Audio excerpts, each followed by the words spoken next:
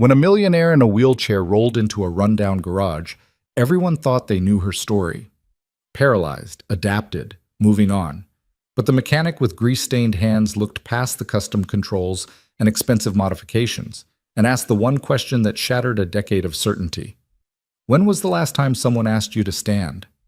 What he revealed next, a red pendant from the night of her crash and the truth about what really happened in those critical moments, would force her to choose between the life she'd accepted and the one she'd been told was impossible. Stay until the end, hit that like button, and drop a comment with your city so I can see how far this story travels. The Mustang GT growled into the parking lot of Kohl's Auto Repair like a predator that had wandered into the wrong territory. It was sleek, midnight blue, and worth more than everything in the shop combined, including the building. The engine cut, and for a moment the only sound was the ping of cooling metal and the distant clatter of an impact wrench from somewhere deep in the garage. Ethan Cole didn't look up right away. He was elbow-deep in the engine of a '98 Civic, his hands black with oil, his mind calculating whether Mrs. Patterson could afford the timing belt replacement she desperately needed or if he'd have to eat the cost again. The overhead fluorescents buzzed, one of them flickering in that irregular rhythm that he kept meaning to fix but never quite got around to. "You Cole?" The voice came from behind him, female, sharp, the kind of tone that expected answers immediately. Ethan straightened slowly, wiping his hands on a rag that had long ago given up on actually getting clean. When he turned, he found himself looking at a woman who belonged in a boardroom or a magazine spread, not in a garage that smelled like motor oil and old coffee. She sat in a wheelchair, a high-end model, the kind with more engineering than most cars on the road. But it was the Mustang behind her that held his attention for a beat longer. Custom hand controls visible through the driver's window, modifications so seamless they almost disappeared into the original design. Someone had spent serious money making that car respond to her needs without broadcasting them. "That's me," Ethan said finally, his voice carrying the rough edge of too many early mornings and not enough sleep. "What can I do for you?"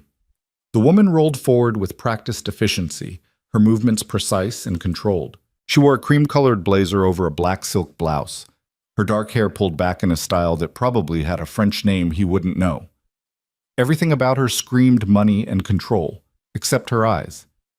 Those carried something harder to name. Determination, maybe. Or defiance. "The accelerator response is off by 0.3 seconds, she said without preamble. "The resistance on the brake lever has changed. It's reading inconsistent pressure. And there's a vibration in the steering column that shouldn't be there given the last modification was only 6 months ago." Ethan blinked. Most people who walked into his shop said things like, "It makes a weird noise," or "Something doesn't feel right." This woman had diagnostics that would make a factory technician jealous. "You're Vivian Hale," he said. It wasn't a question. He'd seen her face before. In the business section of the newspaper, on the covers of regional magazines. Tech entrepreneur. Self-made millionaire by 30. The articles always mentioned the wheelchair in the same breath as her accomplishments, as if one explained the other. "I am." She raised an eyebrow. "Does that change whether you can fix the car?" "No, ma'am, just surprised to see you here. Most people with that kind of money go to specialty shops in the city." "Most specialty shops," Vivian said with an edge that could cut glass, "treat me like a fragile museum piece they're afraid to touch. I don't need sympathy. I need precision. Your reputation says you deliver that." Ethan glanced at the Mustang again, really looking this time. The modifications weren't just functional, they were elegant. Whoever had done the original work understood both engineering and aesthetics. But there was something else. Something that nagged at the edges of his attention.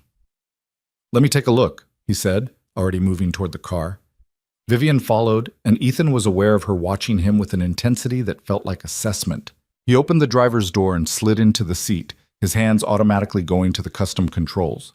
Hand throttle, brake lever, steering modifications that reduced the force needed without sacrificing responsiveness. He started the engine, listening to the rumble, feeling the vibration through his palms. Then he did something that made Vivian's jaw tighten visibly. He got out without touching a single control. "Well?" she demanded. Ethan closed the door carefully, then walked around the Mustang, his eyes tracking the lines of the chassis, The wear patterns on the tires, the slight asymmetry in how it sat on the suspension. When he completed his circuit, he leaned against the workbench and crossed his arms. "Your problem isn't the Mustang," he said quietly. The temperature in the garage seemed to drop 10 degrees. "Excuse me?" Vivian's voice was dangerously soft. "The modifications are perfect. 0.3 seconds on the accelerator is within normal variation for electronic systems. The brake pressure inconsistency is because you're gripping differently, probably from stress or fatigue. And the steering vibration?" He paused. "That's not the car. That's your arms compensating for muscle tension you're carrying in your shoulders." For a long moment, Vivian just stared at him. Her hands, Ethan noticed, had tightened on the wheelchair's armrests until her knuckles showed white. "You don't know anything about me," she said, each word crystalline with control. "I know you've been driving that car harder than you should. I know you're running on about 5 hours of sleep, and I know—" He stopped, something shifting in his expression. "I know you're looking for problems with the car because that's easier than looking at everything else." "That's incredibly presumptuous." Vivian's voice could have frozen nitrogen. "And completely out of line." "Maybe." Ethan didn't back down, but his tone gentled. "But I'm also right. I came here for mechanical work, not amateur psychology." She was already turning her wheelchair, ready to leave. "Ms. Hale." Something in Ethan's voice made her pause. "When was the last time someone asked you to stand?" The question hung in the air like a physical thing. Vivian went absolutely still, her back to him, her shoulders rigid with sudden tension. "That's not funny," she said, her voice barely above a whisper. "Wasn't trying to be funny. I'm asking you a serious question." Vivian spun the wheelchair around with controlled violence. "I was in a car accident 10 years ago. Spinal cord injury. T10 complete. 3 different specialists. 2 years of physical therapy, and a very expensive education in what irreversible means. Nobody asked me to stand because I can't. So you can take your inspirational moment bullshit and—" "I'm not selling inspiration," Ethan interrupted. "I'm asking when someone last asked you, really asked you, to try." "Why?" The word came out sharp and suspicious. "So you can prove some point about positive thinking, so you can feel good about yourself for encouraging the poor paralyzed woman?" Ethan shook his head slowly. "So I can know if anyone's been paying attention." Something in his expression, a combination of certainty and sadness, made Vivian's anger falter. She studied him more carefully now, seeing past the grease-stained work shirt and tired eyes. There was weight there, the kind that came from carrying responsibility that couldn't be shared or put down. "What are you talking about?" she asked, her voice losing some of its edge. "Come back tomorrow," Ethan said. "Without the Mustang. Give me 1 hour of your time." "For what?" "To see if I'm right or crazy. Either way, you'll know." "This is insane." But Vivian didn't leave. "You're a mechanic, not a doctor." "True, but I'm also someone who pays attention to things other people miss." He pulled a business card from his shirt pocket. Simple, just his name and number. "Tomorrow, 2 o'clock. If I'm wasting your time, I'll do the modifications to your Mustang for free." Vivian took the card, her fingers brushing his briefly. "And if you're not wasting my time, then we'll figure that out together?" She looked at the card, then at him, then at the Mustang that had been her carefully controlled world for a decade.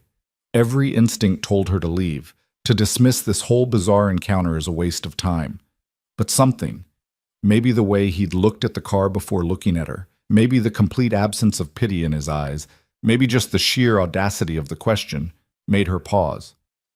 1 hour, she said finally, and this better not be some kind of faith-healing nonsense. "It's not. I promise." Vivian nodded once, sharp and decisive, then turned her wheelchair and headed for the door. She transferred into the Mustang with practiced efficiency, and a moment later the engine roared to life. Ethan watched her pull out of the parking lot with that same predatory grace, the Mustang disappearing into afternoon traffic. When the sound faded, he walked back to the Civic and Mrs. Patterson's timing belt, but his mind was already somewhere else, 10 years back, on a rain-slicked road, in the moments that had changed everything. His phone buzzed in his pocket. A text from his sister. "Jake's asking when you're picking him up. Should I tell him 6 again?" Ethan checked his watch, 4:47 p.m. He typed back quickly. On my way now. Thanks for covering. He grabbed his jacket from the hook by the office, killed the lights in the main bay, and locked up. The drive to his sister's house took 20 minutes in good traffic, 30 in bad. Today it was somewhere in between, giving him too much time to think about what he'd just done. 10 years was a long time to carry a secret, Kim. Long enough that some nights he almost convinced himself it didn't matter, that knowing wouldn't change anything. But then someone like Vivian Hale would roll into his life, and all the rationalizations would crumble. He'd been there. Not just at the scene, but there. Close enough to hear the screaming metal, the shattering glass, the terrible silence that followed. Close enough to see a young woman trying desperately to move, to get out, while someone shouted at her to stay still, that help was coming, that moving might make it worse. The question that haunted him, had staying still made it worse? He pulled up to his sister's modest two-story just as the sun was starting its descent toward the horizon. Before he could get out, the front door burst open and a 7-year-old tornado named Jake came barreling down the driveway. "Dad!" Jake crashed into him with the full-body enthusiasm that only small children possessed. "Aunt Lisa said we're having pizza tonight." Did she now? Ethan scooped his son up, feeling the familiar weight, breathing in the scent of playground dirt and little kids' sweat. "And what did you do to deserve pizza?" "I finished my math homework without complaining, and I only argued about vegetables a little bit." Lisa appeared in the doorway, leaning against the frame with a smile that was equal parts affection and exhaustion.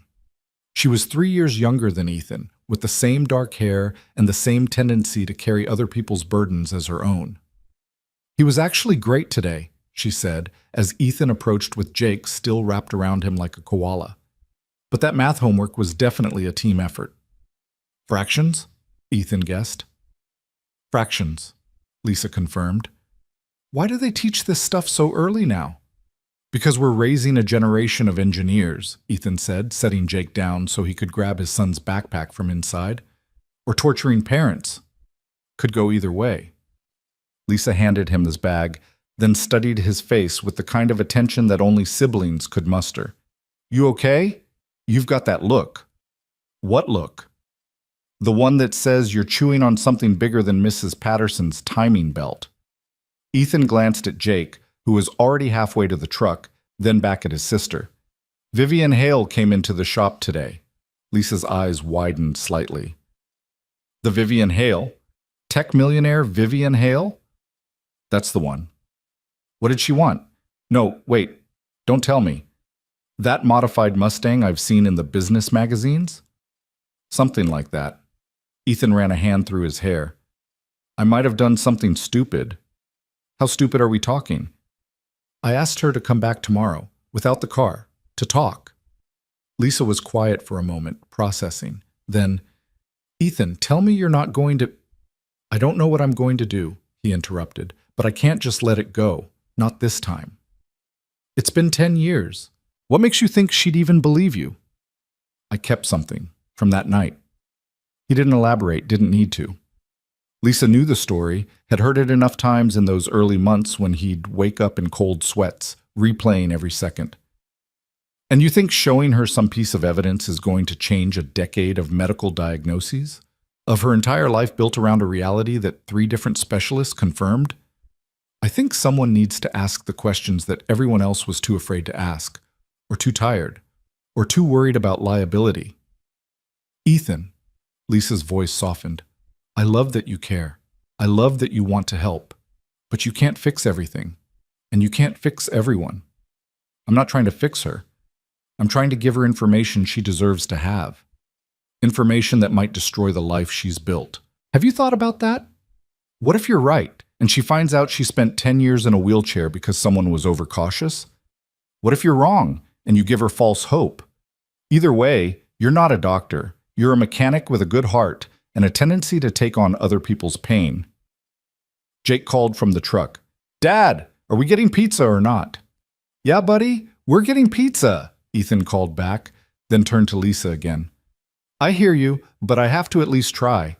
Lisa sighed, then pulled him into a quick hug. "I know, just be careful, okay? For her sake and yours, And Jake's. Always am. Liar. Ethan smiled despite everything, then headed to the truck where Jake was already buckled in and vibrating with 7-year-old impatience. The drive to the pizza place was filled with Jake's running commentary about school, recess, and the injustice of having to learn fractions when video games existed. But Dad, when am I ever going to need to know that 2/3 plus 1/3 equals 1 whole? I can just use a calculator. Sure, Ethan said, pulling into the parking lot. But what happens when the calculator's broken and you need to split a pizza evenly between 3 people? Jake considered this with the gravity it deserved. I'd just eat the whole pizza myself. Fair point. Inside, they ordered their usual large pepperoni with extra cheese, breadsticks because Jake had decided they were essential to life, and 2 sodas that Ethan would later regret allowing this close to bedtime. They found a booth in the back, the red vinyl cracked but comfortable, the air heavy with garlic and tomato sauce. Dad? Jake said around a mouthful of pizza that Ethan pretended not to notice violated every table manner they'd ever discussed. Yeah, bud? Why do some people use wheelchairs? Ethan's hand froze halfway to his own slice. What makes you ask that? There's a new kid at school, Emma. She has a wheelchair with these really cool light-up wheels, but some of the other kids were being weird about it. Weird how? Jake shrugged, suddenly focused on picking pepperoni off his slice and eating them individually. Like asking if she was sick, or if it was contagious, or saying she was lucky because she gets to sit down all the time. Ethan took a breath, choosing his words carefully. People use wheelchairs for lots of reasons. Sometimes they're born with conditions that affect how their bodies work. Sometimes they get hurt or sick. Sometimes it's temporary, sometimes it's permanent. But the wheelchair isn't the important part. Emma is the important part. That's what I said. Jake looked up, animated now. I told Tommy that Emma's really good at art and that she's faster than him in the hallway races even with the wheelchair. He said that was showing off. Tommy sounds like he might be a little scared or confused.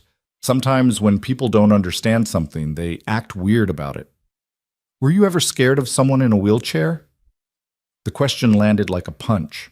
Ethan thought about Vivian Hale, about the way she'd looked at him with such fierce independence, such absolute refusal to be pitied, about the woman on the rain-slicked road 10 years ago, and all the fear and confusion of that night. Yeah, he said honestly. I was. But not because of the wheelchair, because I didn't know how to help, and that made me feel useless. But you help people all the time. That's your job. With cars, sure. With people. Ethan trailed off. That's different. People are complicated. You can't just look up the problem in a manual and order the right part. Is that why you always look sad when you think I'm not watching? The observation hit harder than it should have. Ethan reached across the table and ruffled Jake's hair, earning a protest and a grin. I'm not sad, buddy. Just tired sometimes. Running a business and being a dad is a lot of work. You're a really good dad, though. Something in Ethan's chest tightened and loosened at the same time. Thanks, Jake. You're a pretty good kid yourself. Even with the fractions? Even with the fractions. They finished their pizza in comfortable silence, Jake swinging his legs under the booth and humming tunelessly. Ethan watched his son and thought about all the things he was trying to teach him. Kindness, honesty, the importance of asking questions even when they were uncomfortable. And he wondered if he was about to practice what he preached or make a terrible mistake. Back at their small apartment, 2 bedrooms, 1 bathroom, a kitchen that barely deserved the name, Ethan supervised teeth brushing and listened to Jake read from his current favorite book about a kid who built a rocket ship out of cardboard boxes. When he finally tucked his son into bed, Jake grabbed his hand. Dad, is the lady with the fancy car okay? What lady? I saw her when Aunt Lisa drove by your shop today. She had a wheelchair too, like Emma. Ethan should have known. Jake noticed everything. She's okay. She just needed some work on her car. Are you going to help her? I'm going to try. Good. Jake yawned, already half asleep. That's what you do. Ethan stayed there for a moment, watching his son's breathing slow and even out, feeling the weight of that simple faith. That's what you do. As if it were that simple. As if trying were always enough.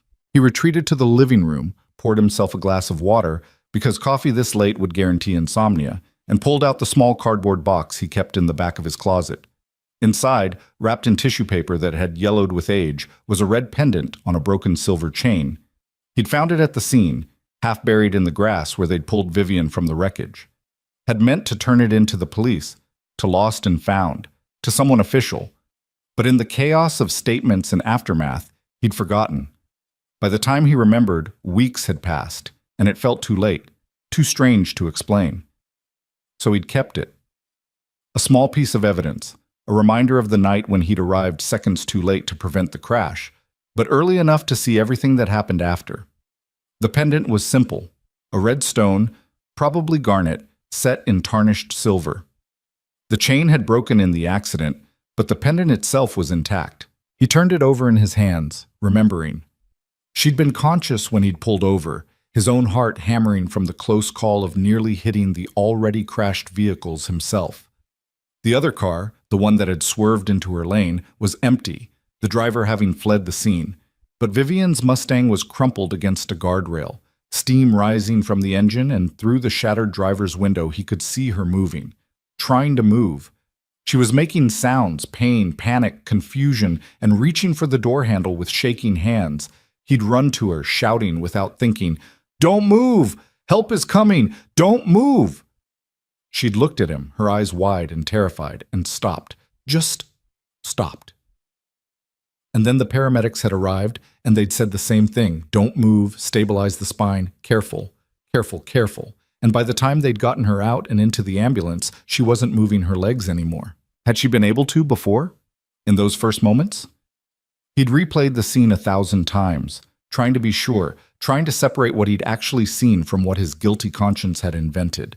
And he'd never been certain enough to say anything, to insert himself into a tragedy that wasn't his to claim. Until today. Until Vivian Hale had rolled into his shop with perfect posture and perfect control, and a Mustang modified for a life sentence that maybe, possibly, shouldn't have been. Ethan wrapped the pendant back up and put it away. Tomorrow at 2 o'clock, he'd find out if he was helping or hurting, if he was giving her a chance or destroying her peace. Either way, he thought, as he finally headed to bed, at least he'd stop being a coward. The next morning crawled by with agonizing slowness. Ethan worked on Mrs. Patterson's Civic, changed oil on 2 trucks and a sedan, and diagnosed a mysterious rattle in a Honda that turned out to be a loose heat shield. Normal work, routine work, the kind of problems that had clear solutions and definitive endings. At 1:45, he washed his hands, changed into a clean shirt he kept in the office, and tried not to watch the clock.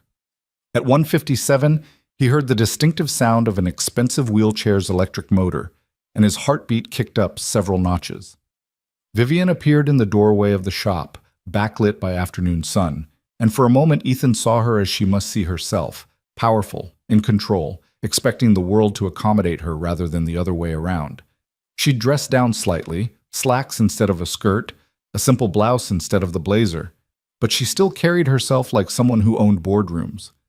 "Mr. Cole," she said, her voice neutral. "I'm here, though I'm still not sure why." "Because you're curious," Ethan said, gesturing to the small office he'd cleaned up. It wasn't much, a desk, 2 chairs, filing cabinets that had seen better decades. But it was private, and it was quiet. And because you're the kind of person who needs to know the truth, even when it's uncomfortable. Vivian rolled into the office, and Ethan closed the door behind them. She positioned herself across from the desk, her expression carefully neutral, her hands relaxed on the armrests in a way that somehow conveyed skepticism. "So," she said, "what's this about? Some miracle cure you read about online? A supplement? Magnets?" "Nothing like that." Ethan sat down, the desk between them feeling like both a barrier and a necessity. "I'm going to tell you a story, and then I'm going to ask you some questions, and then—" He paused. "Then we'll see." That's magnificently vague. I know, bear with me. Ethan took a breath. 10 years ago, on a Thursday night in October, there was a car accident on Highway 47, around 11 p.m. A silver sedan ran a red light and clipped a midnight blue Mustang GT, forcing it into the guardrail. Vivian's expression didn't change, but something shifted in her eyes. Recognition and wariness. The driver of the sedan fled the scene, Ethan continued. The driver of the Mustang was trapped in the vehicle. First responder time was approximately 8 minutes, but there was someone else there, another driver who stopped to help. He met her gaze steadily. That was me. The silence stretched out, taut as a wire. Vivian's hands had tightened on the armrests, but her voice remained controlled. You were at my accident. I was. And you're just mentioning this now? 10 years later? I didn't know how to mention it before. Didn't know if it mattered. But yes, I was there. I was the one who told you not to move. I was the one who held your hand while we waited for the ambulance. And I was the one... His voice roughened. I was the one who found this. He pulled out the tissue paper package and carefully unwrapped the red pendant, laying it on the desk between them. Vivian stared at it like he'd produced a ghost. Her hand moved almost involuntarily toward her throat, touching the place where a necklace might hang. I lost that. In the crash. I thought it was gone forever. I found it in the grass, meant to turn it in, but in the chaos, I forgot. By the time I remembered, I didn't know how to explain having it without sounding like... He gestured helplessly. This. Like a creep who kept a souvenir from someone's trauma? Yeah. That. Vivian reached out slowly and picked up the pendant, turning it over in her fingers. Her expression had gone somewhere distant, somewhere painful. My grandmother gave me this. Before she died. I wore it every day for 5 years. I'm sorry I didn't get it back to you sooner. That's what you wanted to tell me? That you found my necklace? But her voice lacked the sharpness from before. She was still looking at the pendant, and Ethan could see her throat working as she swallowed. No. That's just proof that I'm telling you the truth about being there. What I wanted to tell you is what I saw. What I remember. The medical reports were very thorough, Mr. Cole. I've read them all multiple times. T10 complete spinal cord injury, immediate and total loss of motor function below the injury site. 3 specialists confirmed. You were moving, Ethan interrupted quietly. Vivian's head snapped up. What? When I got to your car, before the paramedics, you were trying to get out. You were moving your legs. That's impossible. The impact caused damage, yes, but in those first minutes you were moving. Panicked, in pain, but moving. And He forced himself to continue. I told you to stop. I shouted at you not to move, and you listened. The color had drained from Vivian's face. No, that's not... The doctor said the injury was instant, that the damage was done on impact, that nothing could have changed. What if they were wrong? Ethan leaned forward, not maliciously, not even incompetently. But what if, in an abundance of caution, they immobilized you so thoroughly that your body forgot how to try? What if don't move became can't move, because everyone was so focused on preventing further damage that no one asked if the damage was as complete as they thought? Vivian was shaking her head, but tears had started tracking down her cheeks. Stop. Just stop. You don't know what you're talking about. I've lived with this for 10 years. I've adapted. I've built a life. You can't just walk in here and... When was the last time you tried? Ethan asked gently. Not physical therapy designed around a diagnosis of complete paralysis. Not exercises to strengthen what you have left.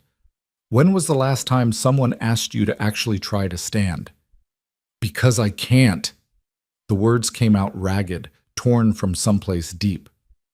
I can't, and asking me to try is cruel, and I'm asking you to feel, Ethan said, right now. Close your eyes if you need to. And tell me honestly, if you feel absolutely nothing below your waist, or if maybe there's something, pressure, temperature, anything. This is insane. Probably, but you came back. You could have ignored me, could have written me off as some crazy mechanic with a savior complex.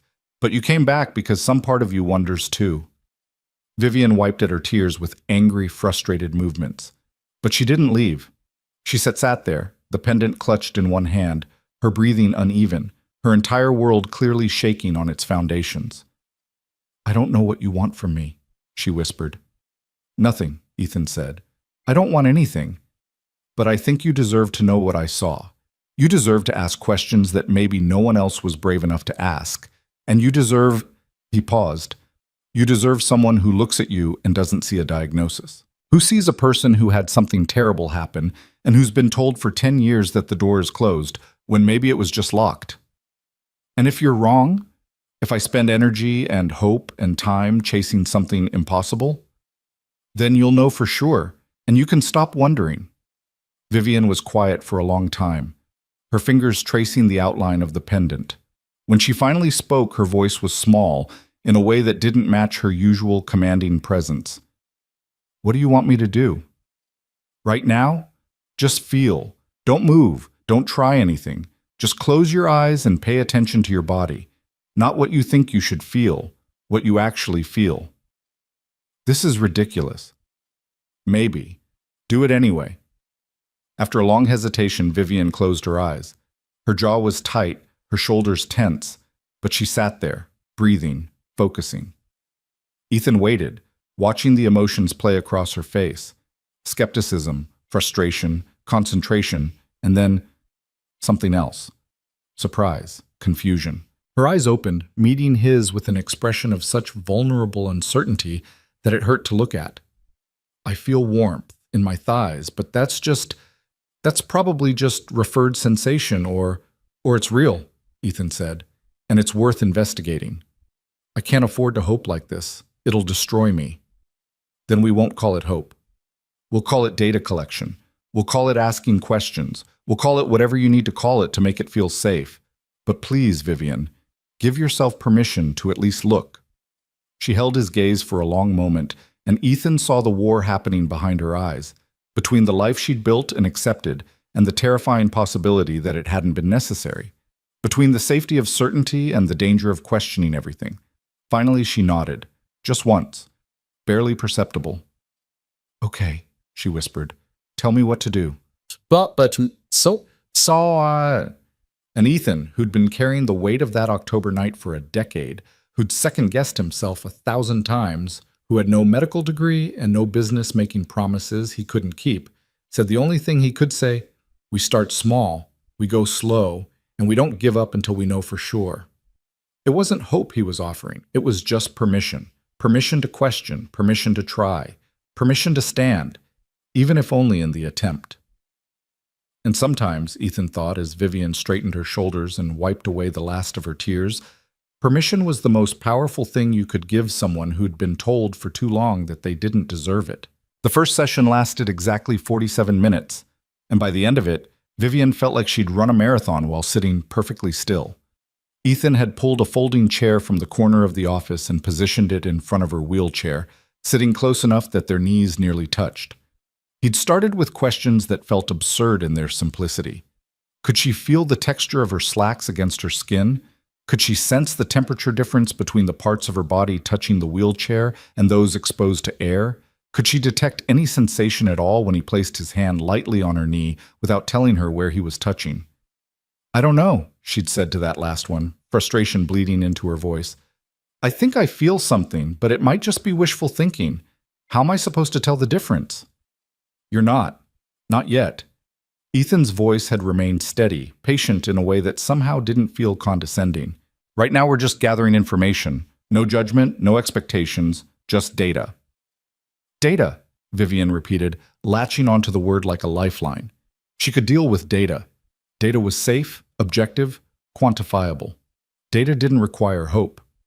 He'd walked her through a series of tests so subtle they barely qualified as movement, trying to flex muscles she hadn't consciously controlled in a decade, attempting to shift her weight in ways the wheelchair's support made nearly impossible to detect. Most attempts yielded nothing. But twice, maybe 3 times, she'd felt something. A flutter. A suggestion of response. So faint it could have been imagination, but there nonetheless. When Ethan finally sat back and checked his watch, Vivian was exhausted in a way that had nothing to do with physical exertion and everything to do with emotional whiplash. That's enough for today, he said, and she almost argued before realizing she was grateful for the reprieve. So? She hated how small her voice sounded. What's the verdict? Am I chasing shadows, or is there something actually there? Ethan met her gaze with that same careful honesty he'd shown from the beginning.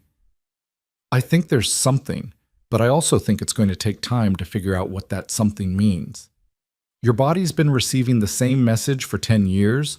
Don't try, can't work, movement impossible.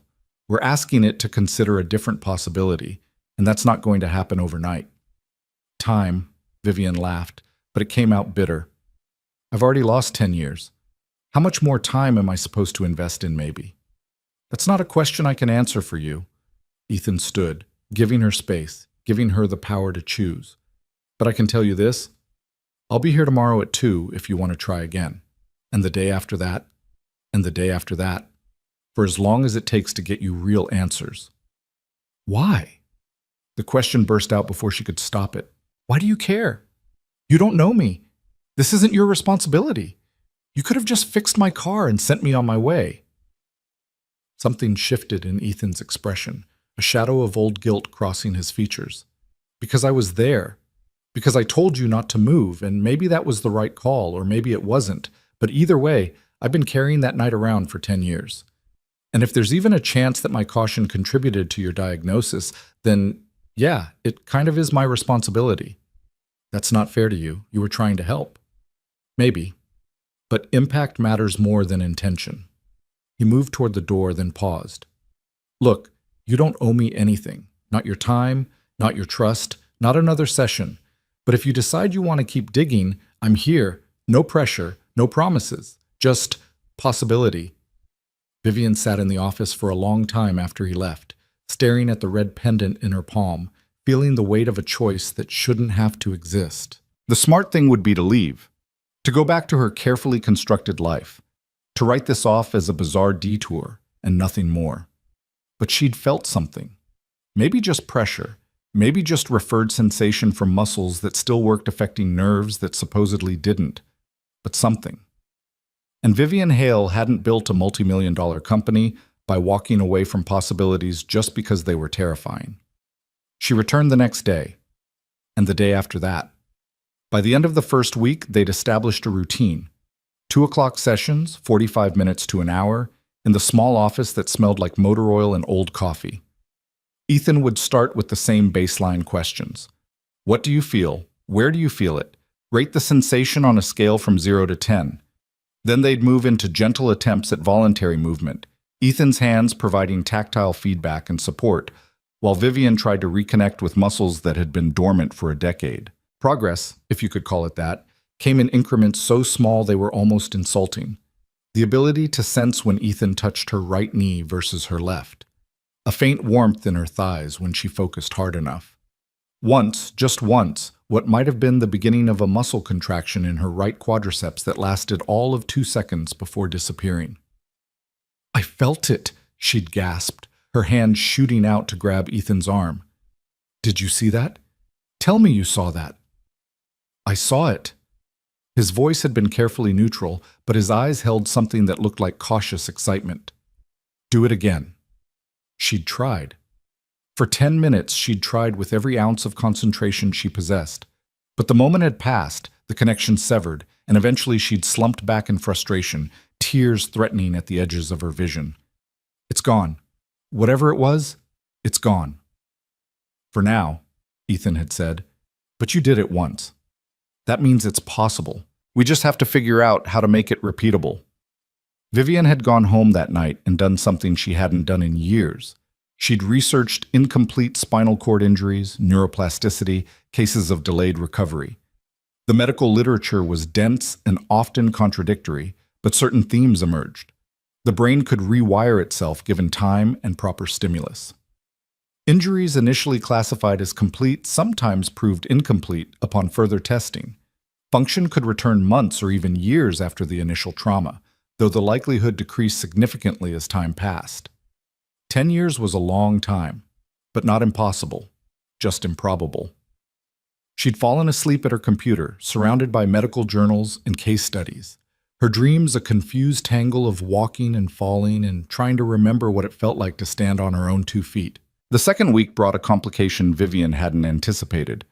Her body started responding to the sessions in ways that had nothing to do with her legs. Her shoulders ached from the tension of trying so hard. Her hands developed blisters from gripping the wheelchair armrests during particularly intense attempts at movement. And worst of all, she started sleeping poorly, her unconscious mind churning through possibilities and fears in equal measure. "You look tired," Ethan observed on Tuesday afternoon, his mechanic's eye catching what she'd tried to hide with makeup and sheer force of will. "I'm fine." "You're exhausted. When's the last time you slept more than 4 hours?" "I don't need a nursemaid, Mr. Cole. I need you to help me figure out if my body can do what we think it can do." He'd studied her for a long moment, then nodded. "Fair enough, but we're cutting today's session to 30 minutes. Pushing when you're this tired is counterproductive." I don't want to cut the session. I want to... Vivian. The use of her first name stopped her mid-sentence. He'd been scrupulously formal until now, maintaining professional distance despite the intimacy of what they were doing. "You're running on fumes. I can see it. Your concentration is shot, your muscles are tense, and you're compensating for fatigue with adrenaline. That's not sustainable. What I'm doing isn't supposed to be sustainable. It's supposed to be effective. Then let me tell you what I tell Jake when he's working himself into a tantrum over homework. Sometimes the best thing you can do is step back, breathe, and come at it fresh. Grinding yourself into dust doesn't make you stronger, it just makes you dust." The comparison to a 7-year-old should have been insulting. Instead, it made her laugh, a real laugh, the first one she'd produced in days. "Did you just compare me to your son having a meltdown over fractions? If the tantrum fits..." But Ethan was smiling too, and some of the tension in the room dissipated. "Look, I get it. You're used to pushing through, used to sheer determination solving problems. But this isn't a business deal or a coding challenge. This is your body, and bodies have limits. Respect them." Vivian wanted to argue, to insist she knew her limits better than he did. But the truth was, she didn't know her limits anymore. She'd spent 10 years defining herself by what she couldn't do. Learning what she might be able to do required a completely different kind of awareness. 30 minutes, she conceded. "But we're doing this again tomorrow. Wouldn't have it any other way." That abbreviated session yielded something unexpected. With less pressure to perform, less desperation driving every attempt, Vivian found herself able to detect sensations she'd been too tense to notice before. The weight of gravity on her legs, the subtle shift of air temperature when Ethan moved his hands, and when he asked her to try flexing her right foot, something she'd been attempting unsuccessfully for days, she felt a response. Not visible, not strong enough to create actual movement, but there, definite and undeniable. "I felt that," she said, her voice steady despite the earthquake happening inside her chest. "In my ankle. I felt it." Ethan's hand was on her ankle, his thumb positioned where he could detect even the smallest muscular change. Again, slowly. She tried, focusing on the mental pathway between intention and action, imagining the signal traveling down her spine, jumping whatever gaps existed, reaching the muscle. And again, there it was, a flicker of response, like a light bulb flickering on a faulty circuit. "It's there," Ethan confirmed, and this time his voice held undisguised amazement. "Faint, but it's there. Vivian, you're recruiting muscle fibers that haven't fired in a decade." The magnitude of that statement hit her like a physical force. She'd spent 10 years being told her legs were as useful as wood below the injury site. 10 years of specialists explaining with charts and diagrams exactly why recovery was impossible. 10 years of building a life around a certainty that was now showing cracks. "What does this mean?" she whispered. Ethan sat back, running a hand through his hair in a gesture she'd come to recognize as his tell when he was thinking hard. "Honestly, I don't know. I'm not a doctor. I can't tell you what's possible or what the ceiling is. But it means your injury isn't as complete as everyone thought, and that means you have options." Options. She tested the word, found it both terrifying and exhilarating. "I need to see a specialist, a neurologist, someone who actually knows what they're looking at." Probably a good idea. "But I don't want to stop the sessions, not yet. Not until I have more to show them than just this." She gestured vaguely at her legs, at the invisible progress that felt both monumental and impossibly fragile. "Then we keep going. But Vivian, promise me something." "What?" "Don't put all your hopes in this. Don't stop living your life while you chase what might be possible. I've seen people destroy themselves chasing recovery, and I won't be part of that. We do this sustainably, or we don't do it at all." It was the first time he'd put conditions on his help, and Vivian recognized it for what it was. Not control, but care. The same kind of care he probably showed Jake, setting boundaries not to limit but to protect. "I promise," she said. "But you have to promise me something too." "What's that?" "Stop treating me like I'm fragile. I'm not going to break just because I'm trying something difficult.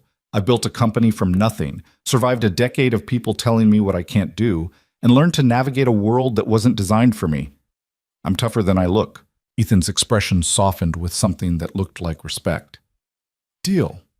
Though for the record, I never thought you were fragile. Stubborn, maybe. Relentless, definitely. But fragile? No." The third week brought Jake. Vivian arrived for her Tuesday session to find Ethan in the office with a small boy who had his father's dark hair and a gap-toothed smile that could probably charm birds from trees. "I'm so sorry," Ethan said immediately, standing up from where he'd been helping Jake with homework at the desk. "Lisa had an emergency at work and couldn't keep him. I can reschedule if you want privacy." Vivian looked at the boy, who was looking back at her with open curiosity, but no pity, no weird discomfort, just the straightforward interest of a child encountering something new. "It's fine," she said, surprising herself. "We can work around him." "You sure? We're doing fraction word problems, so the intellectual discourse is riveting." "Hi," Jake said, waving at Vivian. "I'm Jake. Are you the lady with the cool car? Dad says you have a Mustang with special controls. That sounds really awesome." "I am," Vivian said, finding herself smiling, "and it is pretty cool. Can I see it sometime?" "I promise I won't touch anything. I'm very good at looking without touching. Ask Dad." "That is a significant exaggeration," Ethan said, but his voice was warm with affection. "Jake, Ms. Hale is here for an appointment. Why don't you finish your homework while we work, okay?" "Okay. But if you need help with fractions, I'm kind of an expert now." The session proceeded with Jake as an unexpectedly pleasant background presence. He worked quietly on his math, occasionally asking Ethan questions that required brief interruptions. But his presence changed the dynamic somehow, made the whole thing feel less like a medical procedure and more like life. Normal, messy, human life. Halfway through, while Vivian was attempting to sustain a muscle contraction in her calf, Jake looked up from his homework and said, "Are you trying to make your legs work again?" The question, delivered with such casual directness, should have been jarring. Instead, Vivian found it refreshing. "Something like that," she said. "That's cool. There's a girl at my school, Emma, who uses a wheelchair too. She's really fast at racing in the hallways. Are you fast?" "Jake," Ethan said, a warning in his voice. "It's okay," Vivian assured him. "And yes, I can be pretty fast when I want to be. These wheels have good motors." "Awesome. Hey, if your legs start working, are you going to stop using the wheelchair?" It was the kind of question only a child would ask. Guileless, curious, cutting right to the heart of things adults danced around. Vivian considered it seriously. "I don't know," she said honestly. "Maybe sometimes, maybe not. It depends on what my body can do and what feels right." "That makes sense, like how I can walk, but sometimes I still want Dad to carry me when I'm tired." "Exactly like that." Jake nodded, satisfied, and returned to his fractions. Ethan met Vivian's eyes over his son's head, a question in his expression. She nodded slightly. "It's fine, really," and they continued. Later, after the session ended and Ethan was packing up Jake's homework, the boy approached Vivian directly. "Ms. Hale, can I ask you something?" "Sure." "Does it hurt? Trying to make your legs work?" Vivian thought about the question carefully. "Sometimes. Not in a bad way exactly. More like when you're learning something really hard at school, and your brain gets tired from thinking so much. It's that kind of hurt." "Oh, like fractions." "Exactly like fractions." Jake considered this with the gravity it deserved. "Well, I think you're really brave. Fractions are hard, and I'm guessing legs are way harder." Something in Vivian's chest cracked open at that simple declaration. "Thank you, Jake. That's very kind." "You're welcome. And if you ever want to race Emma in the hallways, I bet she'd think that was cool. She's really into racing." "I'll keep that in mind." As they left, Jake chattering about whether Mustangs or Challengers were cooler, Vivian sat in the quiet office and felt something shift. She'd been so focused on the physical aspects of recovery, on neurons and muscles and nerve pathways, that she'd forgotten the rest of it. The human parts, the messy, complicated reality of building a new relationship with her own body while maintaining the relationships that made life worth living. She pulled out her phone and did something she'd been avoiding for 2 weeks. She called her longtime physician, Dr. Sarah Chen, and made an appointment for a comprehensive neurological evaluation. "I need you to retest me," Vivian said when Dr. Chen's assistant asked about the nature of the visit. "Complete workup. I have reason to believe my diagnosis might need revision." There was a pause on the other end, the sound of typing. "Dr. Chen will want to know what's changed. Tell her I'm experiencing sensory feedback and possible motor recruitment below the injury site. And tell her—" Vivian hesitated, then pushed forward. "Tell her I need her to approach this with an open mind." The appointment was scheduled for the following week. 5 days of continued sessions with Ethan, 5 days of gradual, incremental progress that felt both glacial and revolutionary. By Friday, she could reliably detect light touch on both legs, could generate visible muscle contractions in 3 different muscle groups, and could sense temperature changes with reasonable accuracy. It wasn't walking. It wasn't even close to walking. But it was more than she'd had in a decade, and it was enough to build on. "How do you feel about Monday?" Ethan asked at the end of Friday's session. "With the doctor appointment coming up?" "Terrified," Vivian admitted. "What if she runs the tests and tells me this is all just residual nerve activity or something? Not real recovery, just random signals?" "Then you'll have information you didn't have before, and you'll decide what to do with that information." Ethan leaned against the desk, his posture relaxed but his eyes serious. "But Vivian, whatever she says, remember, you felt what you felt. You moved what you moved. Medical terminology doesn't change the reality of what's happening in your body. But it changes what I can expect, what's realistic to hope for. Maybe. Or maybe the medical model just hasn't caught up with what your body already knows." He shrugged. "I'm not saying ignore professional advice. I'm saying don't let professional caution talk you out of trusting your own experience." Monday arrived with the weight of a reckoning. Vivian dressed carefully, professional but not performative, comfortable but not casual. She transferred into the Mustang, drove to Dr. Chen's office in the medical complex downtown, and checked in with a receptionist who'd seen her enough times over the years to greet her by name. "Vivian, good to see you. Dr. Chen is looking forward to catching up." The examining room felt both familiar and foreign, the same table she'd sat beside countless times, the same posters about spinal cord anatomy, the same faint smell of antiseptic and floor wax. But she was different now, coming in with questions instead of resignation. Dr. Chen entered with her usual brisk efficiency, a woman in her 50s with sharp eyes and an even sharper mind. She'd been Vivian's neurologist for 8 years, had overseen her care through multiple complications and adjustments, and had always been kind without being soft. "Vivian," she said, sitting down and pulling up the chart on her tablet, "your message was intriguing. Tell me what's been happening." So Vivian told her about the mechanic who'd been at her accident, about the sessions, about the sensations and movements that shouldn't exist according to her diagnosis. She kept her voice level, presenting it as data rather than hope, but Dr. Chen's expression grew increasingly concerned. "Vivian, I want to be very clear about something," Dr. Chen said when she finished. "What you're describing could be several things. It could be incomplete injury that we missed in the original assessment, possible, though unlikely given the thoroughness of your initial workup.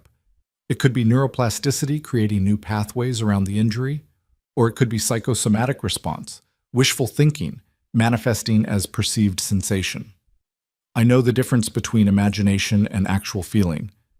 I'm not suggesting you're making it up, but the mind is powerful, and when we want something badly enough, it can create very convincing perceptions. That's why we need objective testing." The testing took 3 hours. Electromyography to measure muscle electrical activity.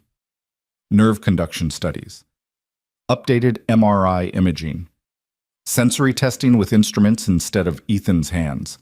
Motor testing with precise measurements instead of his observations. By the end of it, Vivian was exhausted and Dr. Chen was frowning at her tablet. Well? Vivian demanded. What do the tests show?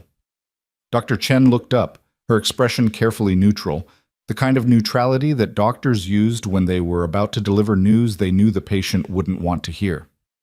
There's definitely something happening, she said slowly. Your EMG shows muscle recruitment that wasn't present in your tests from 2 years ago. Faint, inconsistent, but measurable. The nerve conduction studies show intact pathways in areas we'd previously classified as non-functional. Vivian's heart leaped. So I was right. The injury isn't complete. The injury, Doctor. Chen paused, choosing her words with visible care. May not be as complete as we originally thought. But Vivian, I need you to understand what this means and what it doesn't mean. The changes you're seeing are minimal. We're talking about going from 0 function to perhaps 5%, maybe 10 if you're very lucky and work very hard. That's more than I had yesterday. It is, but it's not the recovery you're hoping for. These kinds of incomplete injuries can show improvement with intensive therapy, but the ceiling is usually much lower than people expect. You're not going to walk out of here next month. You might not ever walk independently again. The words landed like stones, heavy and cold. Vivian had known this was possible, had tried to brace herself for exactly this scenario. But hearing it spoken aloud by someone she trusted, backed by objective data, made it real in a way that fear never had. What if I keep working? She asked, hating how her voice wavered. What if I do intensive physical therapy, push the boundaries, see what's actually possible? Then you might gain more function, or you might plateau at this level, or, and I'm sorry to be blunt, you might discover that the effort required to maintain these small gains isn't worth the toll it takes on the rest of your life. Dr. Chen leaned forward, her expression softening. Vivian, you've built an incredible life for yourself. You're successful, independent, thriving in every way that matters. Is it worth potentially disrupting all of that to chase marginal improvements in motor function? It was the same argument Vivian had heard variations of for 10 years. Focus on what you can do. Accept your limitations. Don't waste energy fighting battles you can't win. The logic was sound, the advice well-intentioned, and Vivian was so tired of it. What if it's not marginal? She said quietly. What if these small improvements lead to bigger ones? What if the only reason we think the ceiling is low is because nobody's been willing to really test it? That's not how spinal cord injuries work. There are biological limits that we discover by trying, not by assuming. Vivian straightened, feeling the steel return to her spine, the metaphorical one at least. Dr. Chen, I appreciate your concern. I do.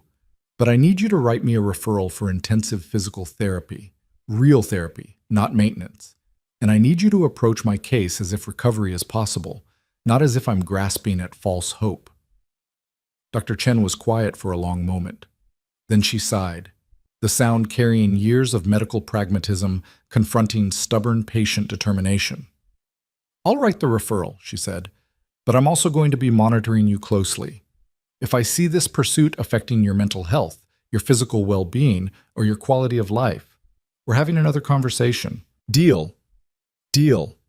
Vivian left the office with a referral to a physical therapy specialist, updated test results that proved she wasn't imagining things, and a strange mixture of validation and frustration churning in her chest. She'd been right about the incomplete injury, but the medical establishment's low expectations felt like a ceiling she'd have to break through rather than a guideline she could follow. She drove to Cole's Auto Repair without planning to, found herself in the parking lot before she'd consciously decided that's where she needed to be. The garage was still open, the sound of power tools echoing from inside. She could see Ethan through the open bay door, working on a truck's suspension, his movements efficient and sure. He looked up when her wheelchair's motor hummed into the shop, wiped his hands, and read her expression with unnerving accuracy. The doctor gave you the "be realistic" speech, he said. How did you know? Because that's what doctors do. They manage expectations based on statistical probability, which is smart medicine but terrible psychology. He pulled up a rolling stool and sat so they were eye level. What did the tests actually show? Muscle recruitment, nerve pathways that shouldn't work but apparently do, evidence that my injury is incomplete. She paused. Also a ceiling on what I should expect to recover. 5% function. Maybe 10. And what do you want? The question was simple, direct, and it cut through all the medical jargon and careful prognoses to the heart of things. I want to stand, Vivian said, the words raw with honesty. I want to know what it feels like to look someone in the eye without craning my neck. I want to reach the top shelf in my kitchen without modifications. I want... Her voice broke slightly. I want to know if I gave up too soon. Ethan nodded slowly. Then we keep going. But on your terms, for your reasons. Not to prove anything to anyone else. Just to find out what's actually true. Dr. Chen thinks I'm chasing false hope. Maybe you are. But maybe hope isn't false just because it's difficult. And maybe the real false thing is assuming we know the limits before we test them. Vivian looked at this man who'd inserted himself into her life with a secret and a question, who'd given her permission to try when everyone else had been giving her permission to quit. She thought about Jake and his innocent observation that trying was brave. She thought about the red pendant that had survived the crash in a decade in a cardboard box. And she thought about the 5% that Dr. Chen had quantified, and all the unmeasured possibilities that might exist beyond the numbers. Same time tomorrow? She asked. Ethan smiled, the expression carrying equal parts determination and understanding. Same time tomorrow, and every day after that for as long as you need. It wasn't a promise of recovery. It wasn't even a promise of significant progress. But it was a promise to keep asking the questions, to keep testing the boundaries, to keep believing that trying mattered even when the outcome was uncertain. And for now, that was enough. The physical therapy specialist Dr. Chen referred her to was named Marcus Webb, and he had the build of someone who'd spent significant time as an athlete before age, and wisdom redirected his energy into helping others. His clinic occupied the second floor of a converted warehouse, all exposed brick and industrial windows that flooded the space with natural light. The equipment was state-of-the-art, the kind of setup that cost serious money and delivered serious results. Marcus met Vivian at her first appointment with a handshake that was firm without being performative, and eyes that assessed her with the kind of professional curiosity she recognized from her own business dealings. Someone looking at a complex problem and already thinking 3 steps ahead.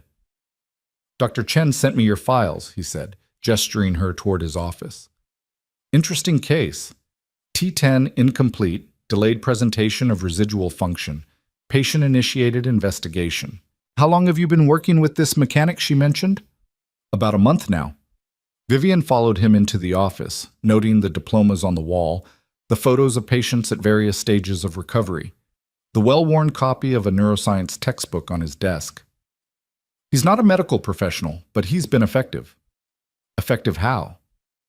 I went from believing I had 0 sensation and 0 motor control below my waist to having measurable muscle recruitment and sensory feedback. So however you want to quantify that. Marcus leaned back in his chair, studying her with an expression that was hard to read. Let me ask you something, and I want you to answer honestly. Are you here because you want professional guidance, or are you here because Dr. Chen insisted and you're humoring her?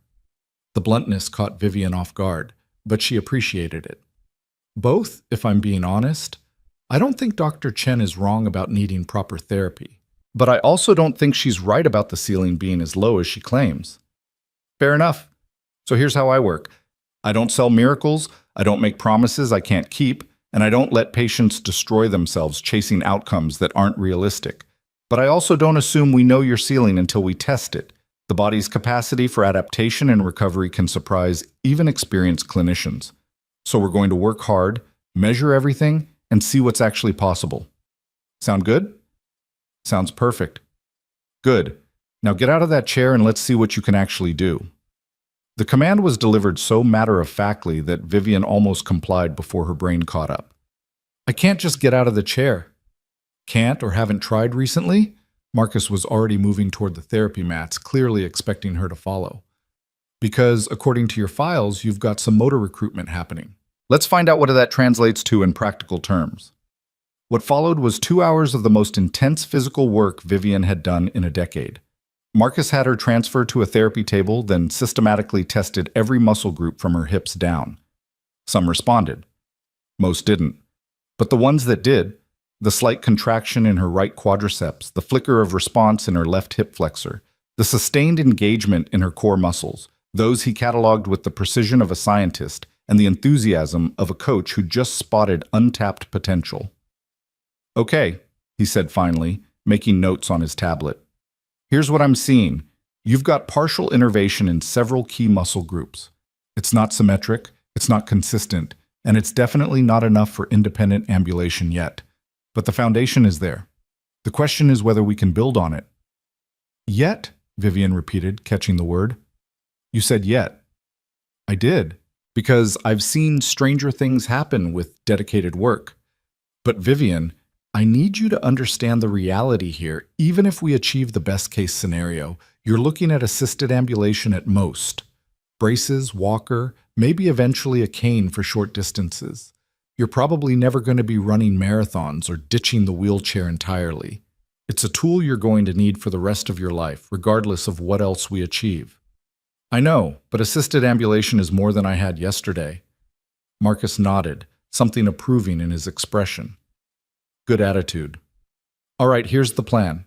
We meet 3 times a week, 90-minute sessions.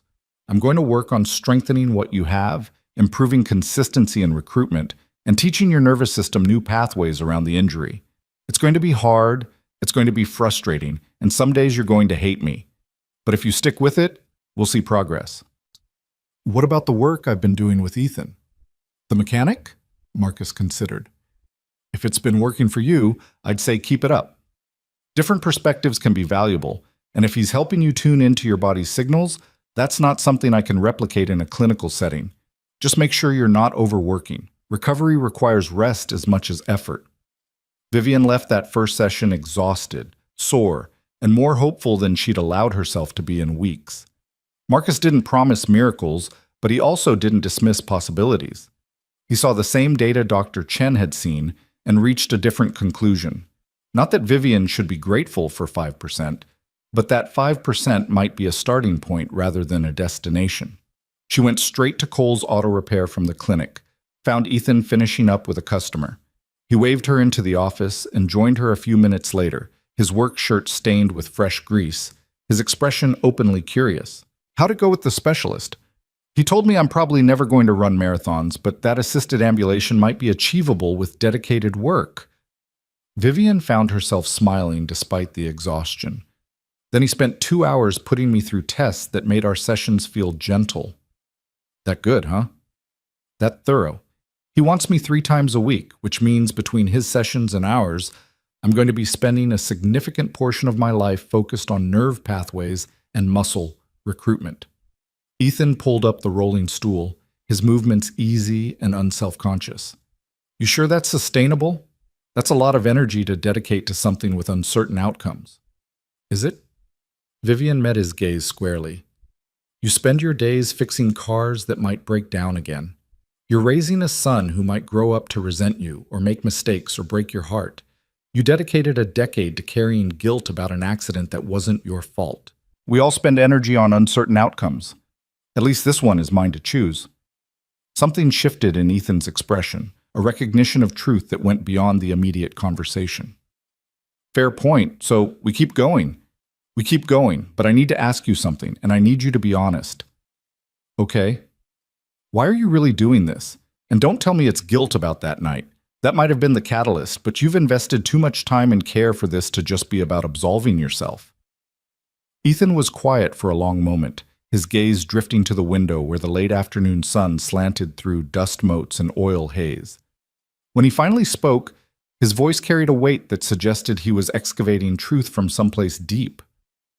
"When Jake's mom left," he said slowly, "he was 2 years old. Just started talking in full sentences, just beginning to really be a person instead of a tiny dictator in diapers. And she walked out because being a parent was harder than she expected, and I wasn't successful enough to make up for the difficulty. Just packed her stuff one Tuesday afternoon while I was at work and left a note saying she needed to find herself." Vivian stayed quiet, sensing there was more. "For months after that, I second-guessed everything. Every decision I made about Jake, every moment I spent working instead of with him, every time he cried and I didn't know how to fix it, I kept thinking about all the ways I was failing him just by not being enough. And then one day, Lisa found me sitting in my truck at 2 in the morning, Jake asleep in his car seat because I couldn't figure out how to get him to sleep in his crib, and she said something that stuck with me. What did she say? She said the only way to truly fail him was to stop trying. That being enough didn't mean being perfect. It meant showing up, paying attention, and giving a damn even when it was hard. Ethan looked back at Vivian. You asked why I'm doing this. I'm doing it because you deserved someone to show up 10 years ago and really pay attention to what was happening. You deserved someone to give a damn about whether the diagnosis was right or just convenient. And since I can't go back and be that person then, maybe I can be that person now. The honesty in his voice created a kind of intimacy that had nothing to do with physical proximity and everything to do with shared understanding. Vivian felt something in her chest loosen, a knot she hadn't known she was carrying. Thank you, she said quietly, for showing up. Thank you for letting me.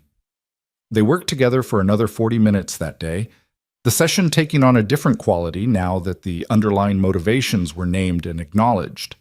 Ethan guided her through gentle resistance exercises, his hands providing feedback and support, while she tried to recruit muscles that were still learning to respond. The progress was minimal, a few extra seconds of sustained contraction, slightly better control over the muscle engagement, but it felt significant in ways that transcended measurement.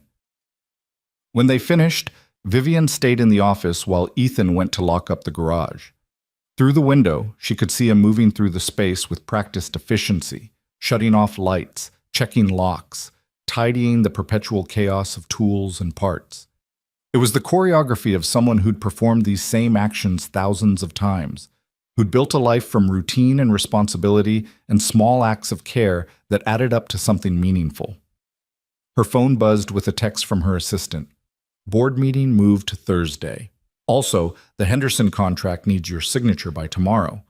Reality reasserted itself with the efficiency of a well-executed business operation.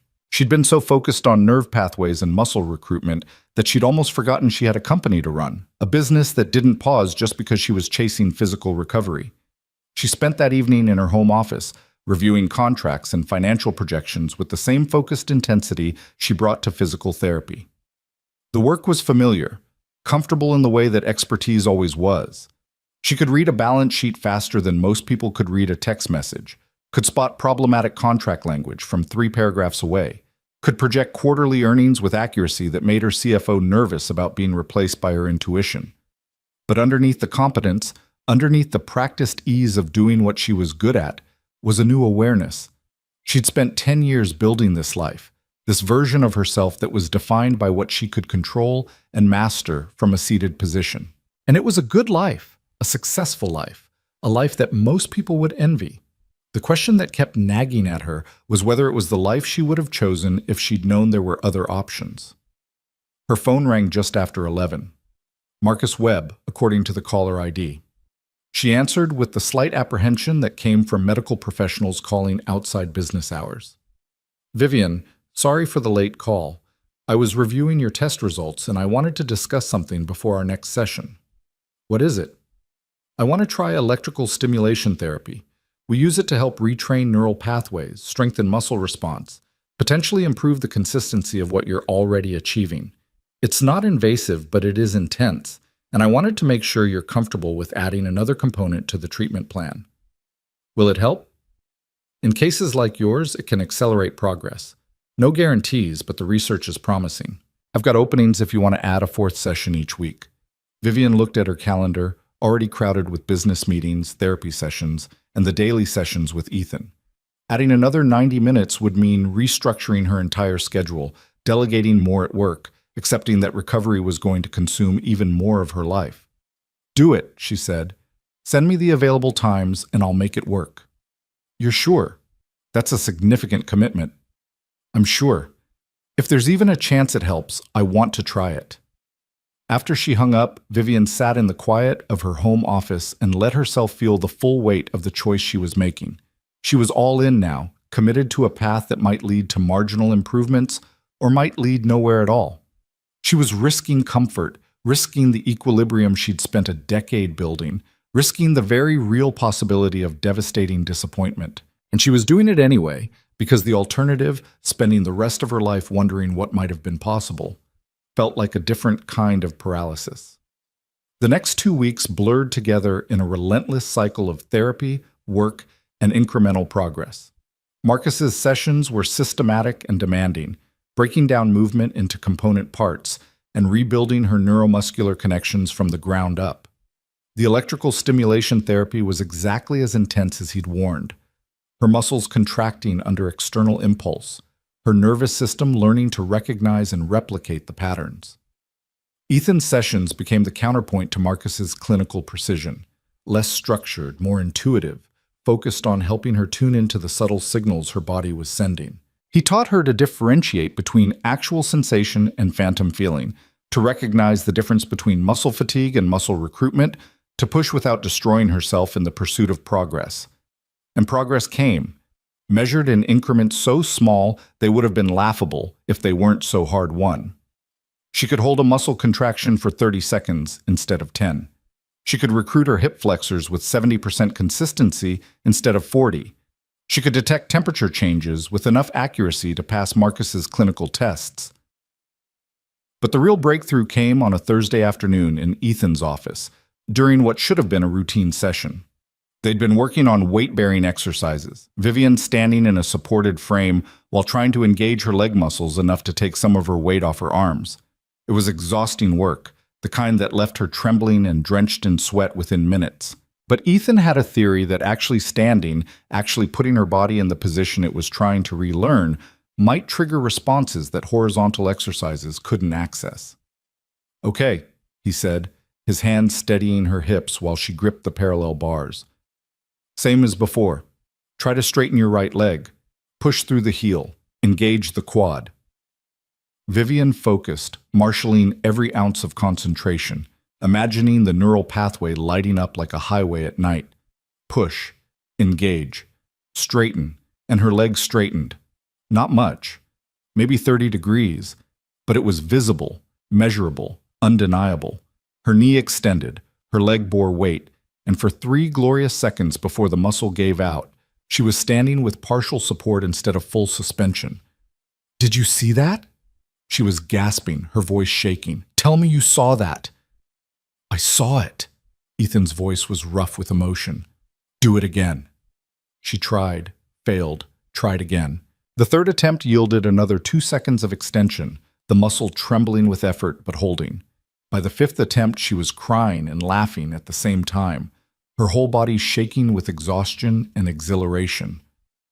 "That's enough," Ethan said gently, helping her back to the wheelchair. "That's more than enough for today." I stood. Partially. But I stood. "You did.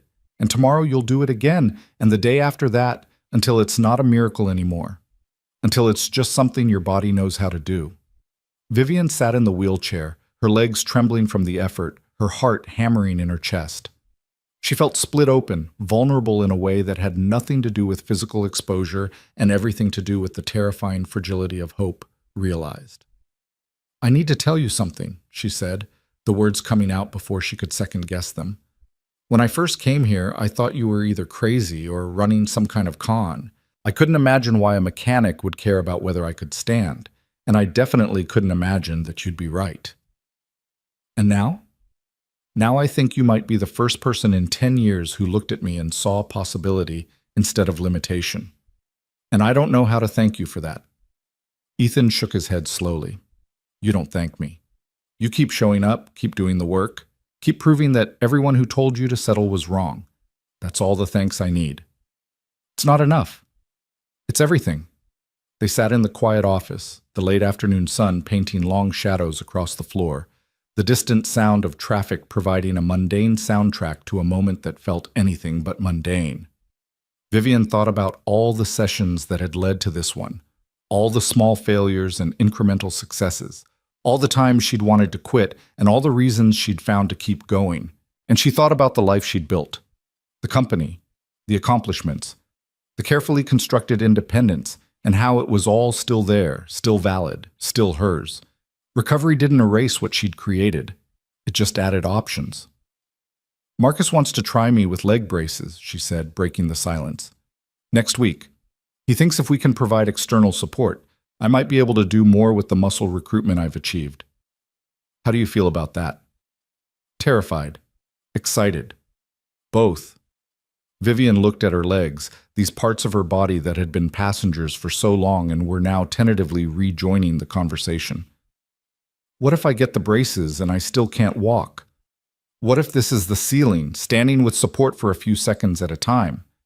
Then you'll know, and you'll decide if that's enough or if you want to keep pushing. But Vivian, whatever happens, you've already achieved something most people said was impossible. You've gone from complete paralysis to voluntary motor control. That's not nothing. It's not walking. Not yet. But it's more than you had. And it's proof that the ceiling everyone assumed existed was built on incomplete information. Ethan leaned forward, his expression serious. I'm not going to lie to you and say I know you'll walk again. I don't. Nobody does. But I know you're stubborn enough to find out what's actually possible instead of accepting what people assume is possible. And I know that counts for something. Vivian reached out and squeezed his hand briefly, a gesture of gratitude and connection that felt both natural and significant. Same time tomorrow? Same time tomorrow. And every day after that, for as long as you need. She left the garage that evening feeling like she was carrying something precious and fragile. Not hope exactly, because hope felt too passive, too much like wishing. This was more like determination crystallized into purpose. The recognition that outcomes mattered, but effort mattered more. The board meeting the next day felt like an exercise in code switching. Vivian rolled into the conference room in her power wheelchair, impeccably dressed, her presentation materials loaded and ready. She fielded questions about quarterly projections, defended strategic decisions, pushed back on a proposed acquisition that didn't align with company values. She was sharp, competent, commanding, every inch the CEO who'd built this company from an idea and a laptop into a multi-million-dollar operation. And underneath it all, her legs were trembling from yesterday's breakthrough, her muscles sore from therapy, her mind half occupied with thoughts of leg braces and weight-bearing exercises, and the terrifying possibility of standing on her own. Vivian? Her CFO, Robert Chen, was looking at her with concern. You okay? You seem distracted. I'm fine. Just a lot on my plate. She refocused, pulling herself back into the moment. Let's talk about the Henderson contract. I've reviewed the terms and I have concerns about the liability clauses. The meeting continued, business proceeding with the inexorable momentum of a successful company. But when it ended and the executives filed out, Robert lingered. Seriously, are you okay? You've been different lately. Not bad different, just different, like you're thinking about something else. Vivian considered deflecting, maintaining the professional distance she'd always carefully preserved. But Robert had been with her for 6 years, had seen her through product launches and market crashes and personnel crises. He'd earned some honesty. I'm working on something personal, she said carefully. Physical therapy, trying to see if I can regain some function that everyone assumed was gone permanently. Robert's eyebrows rose. And it's working. Slowly, incrementally, but working. I'm not going to dance at the company holiday party or anything, but I'm achieving things my doctors said were impossible. That's incredible, Vivian, but also, he hesitated. Be careful, okay? I've seen you pour yourself into challenges before. You're relentless when you want something. Just make sure you're not sacrificing your actual life for the possibility of a different one. It was the same concern Lisa had voiced to Ethan, the same warning Dr. Chen had delivered with clinical precision. Everyone wanted to protect her from disappointment, from pushing too hard, from wanting too much. I appreciate the concern, Vivian said evenly. But this is my choice to make, and I'm making it with full awareness of the risks. Robert nodded slowly. Fair enough. Just know that this company needs you, exactly as you are. Whatever you achieve or don't achieve physically, it doesn't change your value here. You know that, right? I do, but that's not why I'm doing this. Why are you doing it? Vivian thought about Ethan's question about the last time someone had asked her to stand, about Jake's simple observation that trying was brave, about the 3 seconds of weight-bearing that had felt like flying. Because I deserve to know what's true, she said finally. Not what's convenient or what's safe or what fits into everyone's expectations. Just what's actually objectively true about what my body can do. And the only way to find that out is to try. Then I hope you find it. Robert stood, gathering his materials. And for what it's worth, watching you chase this with the same intensity you bring to business, it's inspiring. Terrifying, but inspiring. After he left, Vivian sat alone in the conference room and let herself feel the full complexity of what she was attempting. She was trying to hold multiple truths simultaneously, that she was valuable and complete exactly as she was, and that she deserved to explore what else might be possible. That her wheelchair was a tool that gave her freedom, and that she wanted the freedom to sometimes not need it. That acceptance and ambition weren't mutually exclusive, even when everyone treated them like opposing forces. Her phone buzzed with a text from Ethan. Jake wants to know if you're coming to his school's science fair next week. Fair warning, his volcano is more enthusiasm than accuracy. The invitation was casual, the kind of thing friends did for each other, but it represented a shift in their relationship, an acknowledgement that they'd moved beyond patient and helper into something more nuanced. She'd become part of the small constellation of people in Ethan and Jake's life, just as they'd become part of hers. She typed back, I'll be there. Does he need help with the presentation? He needs help not getting overexcited and explaining the entire periodic table when people just want to see the eruption. But that's probably beyond even your skills. Vivian smiled, feeling the warmth of inclusion, of being seen as a person rather than a project. I'll do my best. What time? The science fair was on Wednesday evening, which meant rearranging a dinner meeting and leaving work early. Vivian arrived at the elementary school to find the gymnasium transformed into a chaos of poster boards and experiments, children in their best approximations of formal wear, showing off projects ranging from sophisticated to adorably misguided. She found Jake's booth easily. It was the one with the papier-mâché volcano that was slightly lopsided and painted in colors that didn't exist in nature. Ethan stood beside his son, looking proud and amused in equal measure. Ms. Hale! Jake's face lit up when he saw her. You came! Do you want to see my volcano? It's about how pressure builds up inside the earth and then explodes with lava and gases and sometimes rocks. I absolutely want to see it, Vivian said, rolling closer. For the next 20 minutes, she listened to Jake's enthusiastic, if scientifically questionable explanation of volcanic activity, watched the baking soda and vinegar eruption with appropriate awe, and answered questions about whether she'd ever seen a real volcano. Around them, other parents and students milled through the gym, the air filled with the particular energy of children sharing something they'd worked hard on. And Vivian realized, with a clarity that felt like revelation, that this was part of what she'd been missing. Not standing, not walking, though those mattered too, but this, community, connection. The messy, unpolished reality of being part of other people's lives in ways that had nothing to do with business transactions or medical appointments. She'd spent 10 years building walls that protected her from pity and ensured her independence. But walls that kept people from seeing her as diminished also kept them from seeing her as human, as someone who could be trusted with a 7-year-old's volcano demonstration, as someone worth including in the small, ordinary moments that made up a life. Later, after the fair ended and Jake had been congratulated by his teacher and promised ice cream for his efforts, Ethan walked Vivian to her car. Thanks for coming, he said. It meant a lot to Jake, to both of us. Thank you for inviting me. I didn't realize how much I'd isolated myself until tonight. You didn't isolate yourself. You protected yourself. There's a difference. Maybe, but I think I'm ready to stop protecting quite so hard. Vivian looked up at him, at this man who'd become unexpectedly central to her life. The leg braces arrive on Monday. Marcus wants to do a fitting and initial trial. I'm terrified. Of failing? Of succeeding? Of actually being able to stand and then having to figure out what that means for everything else. For how I see myself. For how other people see me. Ethan was quiet for a moment, his expression thoughtful in the parking lot's fluorescent light. You know what I tell Jake when he's scared of something changing? I tell him that growing doesn't mean leaving behind who you were. It just means adding to it. You're always going to be the person who built a company from a wheelchair. Adding, and sometimes I stand, doesn't erase that. It just makes the story bigger. When did you get so wise? Single parenting. It's either get wise or drown in laundry and existential questions about why the sky is blue.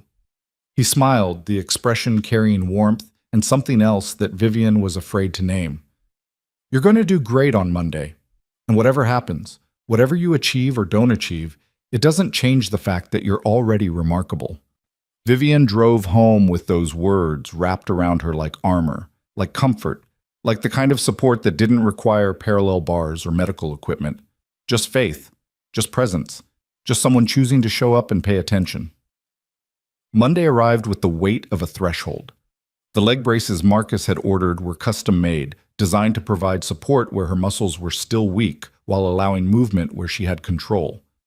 They looked like something between medical equipment and science fiction. Lightweight carbon fiber, precisely calibrated hinges, padding in all the crucial spots. These are going to feel weird at first, Marcus warned as he fitted them over her legs. Your body's not used to the support, and we're asking it to do things it hasn't done in a decade. Take it slow. The process of standing with the braces was terrifying and exhilarating in equal measure. Marcus and his assistant supported her on either side, while she focused on engaging every muscle fiber she'd spent months learning to recruit. The braces held her legs straight, providing structure where her muscles couldn't yet maintain it consistently. And then she was upright. Actually, genuinely upright. Her feet flat on the ground, her spine straight, her head level with Marcus's shoulder instead of his waist. Oh my. She couldn't finish the sentence. The perspective shift was overwhelming. The room looked different from this angle. Her body felt different arranged vertically instead of seated. Marcus's face was right there, level with hers, and she could see the top of his assistant's head for the first time. How do you feel? Marcus asked, his voice calm despite the magnitude of the moment. Tall, Vivian said, and then she laughed, the sound breaking free from someplace deep and unguarded. I feel impossibly tall. You're 5'7". That's actually average. I know, but I haven't been 5'7" in 10 years. I've been 3'8" plus wheels. The tears started then, not sad or frustrated, but overwhelmed. How long can I stand like this? Let's find out. Tell me when your muscles start fatiguing or when you need to sit. She lasted 4 minutes the first time. 4 minutes of standing with support, her legs trembling with effort, her core muscles screaming from the unfamiliar position. But when Marcus finally helped her back to the wheelchair, Vivian felt like she'd climbed a mountain. That's excellent for a first attempt, Marcus said, already making notes. We'll build from here. Longer duration, less support, eventually working towards steps. Steps, Vivian repeated, the word tasting like possibility and terror. As in walking? As in weight shifting and controlled movement while standing. It's a long way from here to independent ambulation, but yes, that's the direction we're heading. She left the clinic that day with the leg braces in a carrying case, a detailed exercise plan, and instructions to practice standing with support at home. She also left with a new understanding of what recovery meant. Not a straight line from limitation to ability, but a gradual expansion of options, a slow accumulation of small victories that added up to something larger. That evening, she stood in her living room with the braces on, gripping the kitchen counter for support, and looked at her reflection in the darkened window. The woman looking back was familiar, but transformed. Same face, same determined expression, but arranged in a configuration she'd almost forgotten. Upright. Meeting the world at eye level, taking up vertical space. She stood there until her muscles gave out, until she had to transfer back to the wheelchair with shaking arms and burning legs. And as she sat there, catching her breath and feeling the aftermath of effort in every fiber, Vivian understood something fundamental. This wasn't about walking. It had never been about walking. It was about reclaiming agency over her own story, about refusing to accept someone else's definition of possible, about standing, literally and metaphorically, in the truth of who she was and who she was becoming. And that, she thought, as she wheeled toward her bedroom to rest before tomorrow's session with Ethan, was worth every trembling muscle and every terrified moment. Worth everything. The next morning, Vivian showed up at Cole's Auto Repair with the leg braces in her carrying case and an expression that Ethan had learned to recognize as equal parts determination and barely controlled anxiety. "Marcus fitted you yesterday," he said, not quite a question. "He did. I stood for 4 minutes." She said it casually, but her hands were gripping the wheelchair armrests with white-knuckled intensity. Ethan set down the wrench he'd been holding and gave her his full attention. 4 minutes is significant. How did it feel? Terrifying, incredible, like remembering something I'd forgotten I knew how to do. Vivian paused, seeming to gather herself. "I want to try it here, with you. I need to know if I can do it without Marcus and his assistant on either side of me." "You brought the braces?" She patted the carrying case on her lap. "I did. And I know this isn't what we usually do in our sessions, but it's exactly what we should do," Ethan interrupted. "Let me close up the bay and we'll use the office. More privacy, and the desk is sturdy enough to use for support if you need it." 20 minutes later, Vivian sat in the office with the braces fitted over her legs, their carbon fiber structure transforming the shape of her body into something that looked ready for movement. Ethan had positioned himself within arm's reach but not hovering, giving her space while remaining close enough to help if needed. "Okay," she said, her voice steadier than her hands. "Same as with Marcus. I transfer to standing, use the desk for support, and see what happens." "I'm right here. Take your time."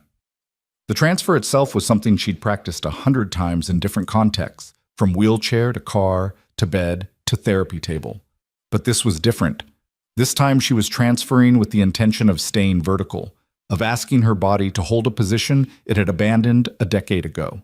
She gripped the desk edge, engaged her core, and pushed up. The braces held her legs straight, her feet found the floor, and then she was standing, actually standing, her heart hammered so hard she could feel it in her throat. "You're doing it," Ethan said quietly. "You're standing." "I am." The words came out breathless. "But I don't know if I'm actually bearing weight or if the braces are doing all the work."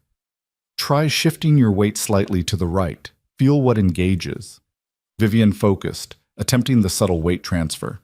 Her right leg responded, not perfectly, not smoothly, but responded. She could feel the muscles firing, the brace supporting what they couldn't yet do alone, the collaboration between external structure and internal effort. "I feel it. My quad is working. The brace is helping, but the muscle is actually engaged." "Good. Now try the left." The left side was weaker, the response more inconsistent, but it was there. A flicker of voluntary control buried beneath years of disuse. She stood there for 3 minutes, then 4, then 5, her breathing growing labored with the effort of maintaining the position. "I need to sit," she said finally, her voice tight with fatigue. Ethan helped guide her back to the wheelchair, his hands steady and sure. When she was seated again, trembling from exertion, he grabbed a bottle of water from the small refrigerator in the corner and handed it to her. 5 minutes, he said. "That's longer than yesterday." "Barely, and I was holding on to the desk the entire time." "So? You were standing, under your own power, with support, yes, but your muscles were engaged. That's what matters." Ethan pulled up the rolling stool, sitting so they were eye level again. "Vivian, I need you to stop measuring yourself against some imaginary standard of what recovery should look like. You're rewriting the entire narrative of what's possible for your body. That takes time. Everyone keeps telling me to be patient. Marcus says it. Dr. Chen says it. You say it. But I've been patient for 10 years. I've been accepting and adaptive and all the things you're supposed to be. And now that I finally have permission to try for something more, everyone wants me to slow down. That's not what I'm saying. Try as hard as you want, push as far as you can. But don't mistake progress for failure just because it's incremental. 5 minutes of standing today might not feel like enough, but it's the foundation for 10 minutes next week, 20 minutes next month. You can't skip the foundation and expect the building to stand. Vivian drained half the water bottle, using the moment to collect herself. Sorry, I'm not usually this frustrated with process. In business, I'm good at long-term strategy, at understanding that sustainable growth takes time, but this feels different. Because it's personal, because it's your body and your life, and all the years you think you lost. Ethan's voice was gentle but firm. But those years weren't lost, Vivian. You built a company. You became successful on your own terms. You learned to navigate a world that wasn't designed for you, and you did it with grace and competence. That's not nothing just because you're achieving something else now. Robert said something similar, that I'm valuable exactly as I am, that physical recovery doesn't change that. He's right. I know he is. Intellectually, I know that. But there's this part of me that keeps thinking if I could walk, if I could stand independently, then all those years in the wheelchair would have been wasted, like I should have been fighting this whole time instead of adapting. Ethan was quiet for a long moment, his expression thoughtful. When he spoke, his voice carried the weight of hard-won understanding. After Jake's mom left, I spent months thinking I should have seen it coming, should have fought harder to make her stay, should have been more successful, or more attentive, or more something. And Lisa finally sat me down and said, "You can't revise the past with information you only have now. You made the best decisions you could with what you knew then. That's all anyone can do." And did that help?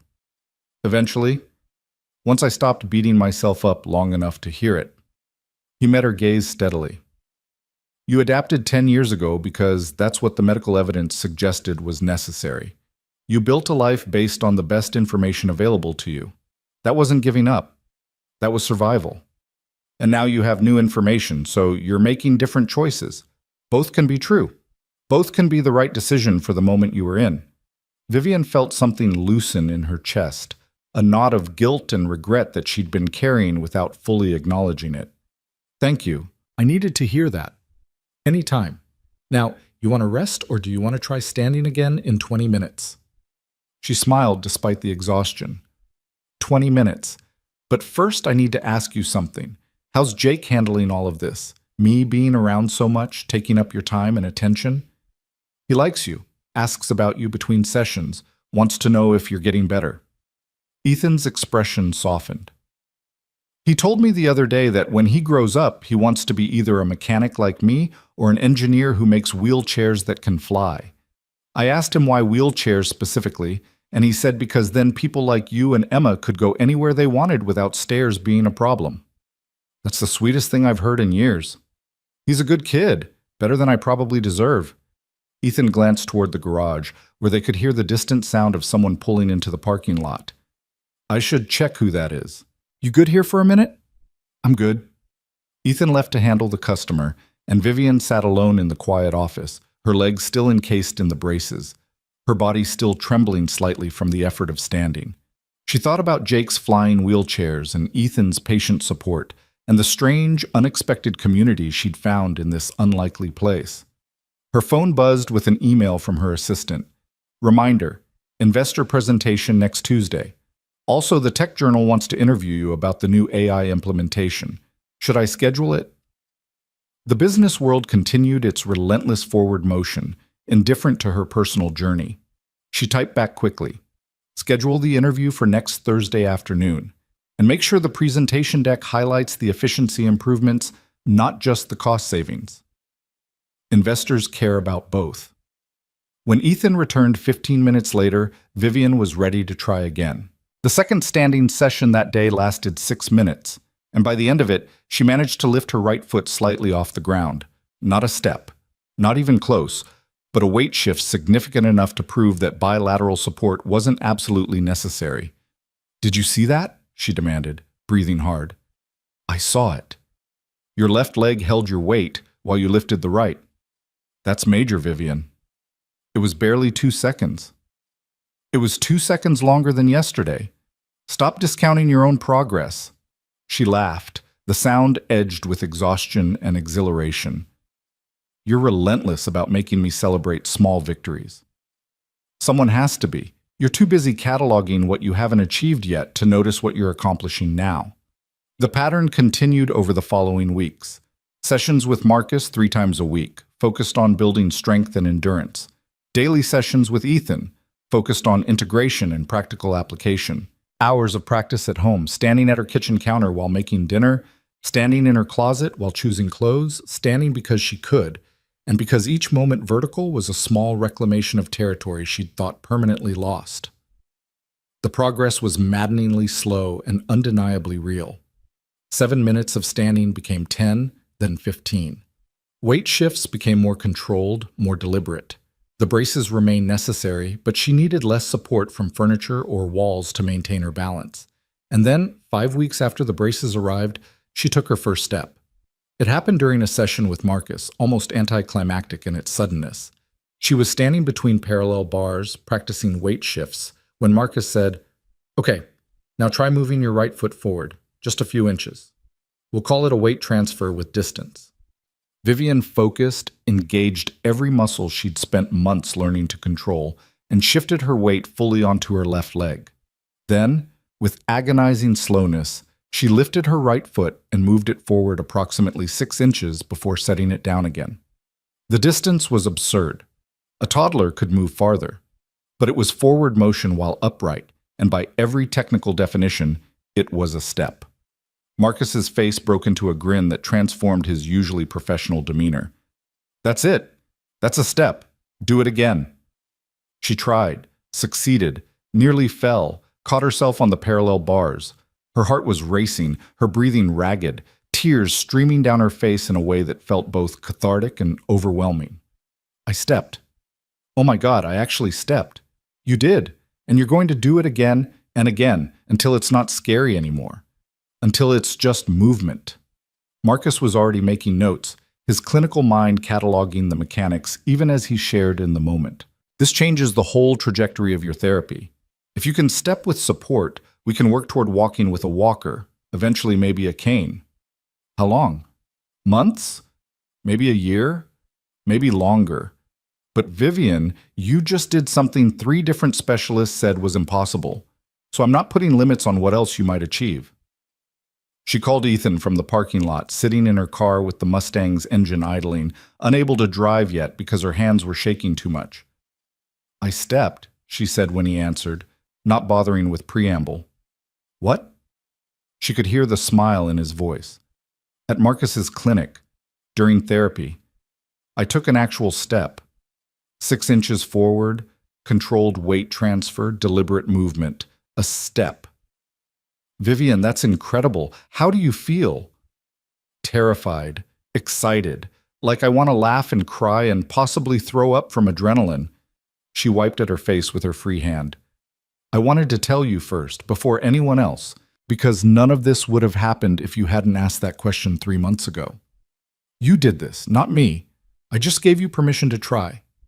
But the work, the determination, the sheer stubborn refusal to accept limitations, that's all you. Can I come by the shop? I know it's not our scheduled time, but I'll be here. Come whenever you're ready." She drove to Cole's Auto Repair with her vision blurred by tears she couldn't seem to stop, her emotions a tangled mess of triumph and grief.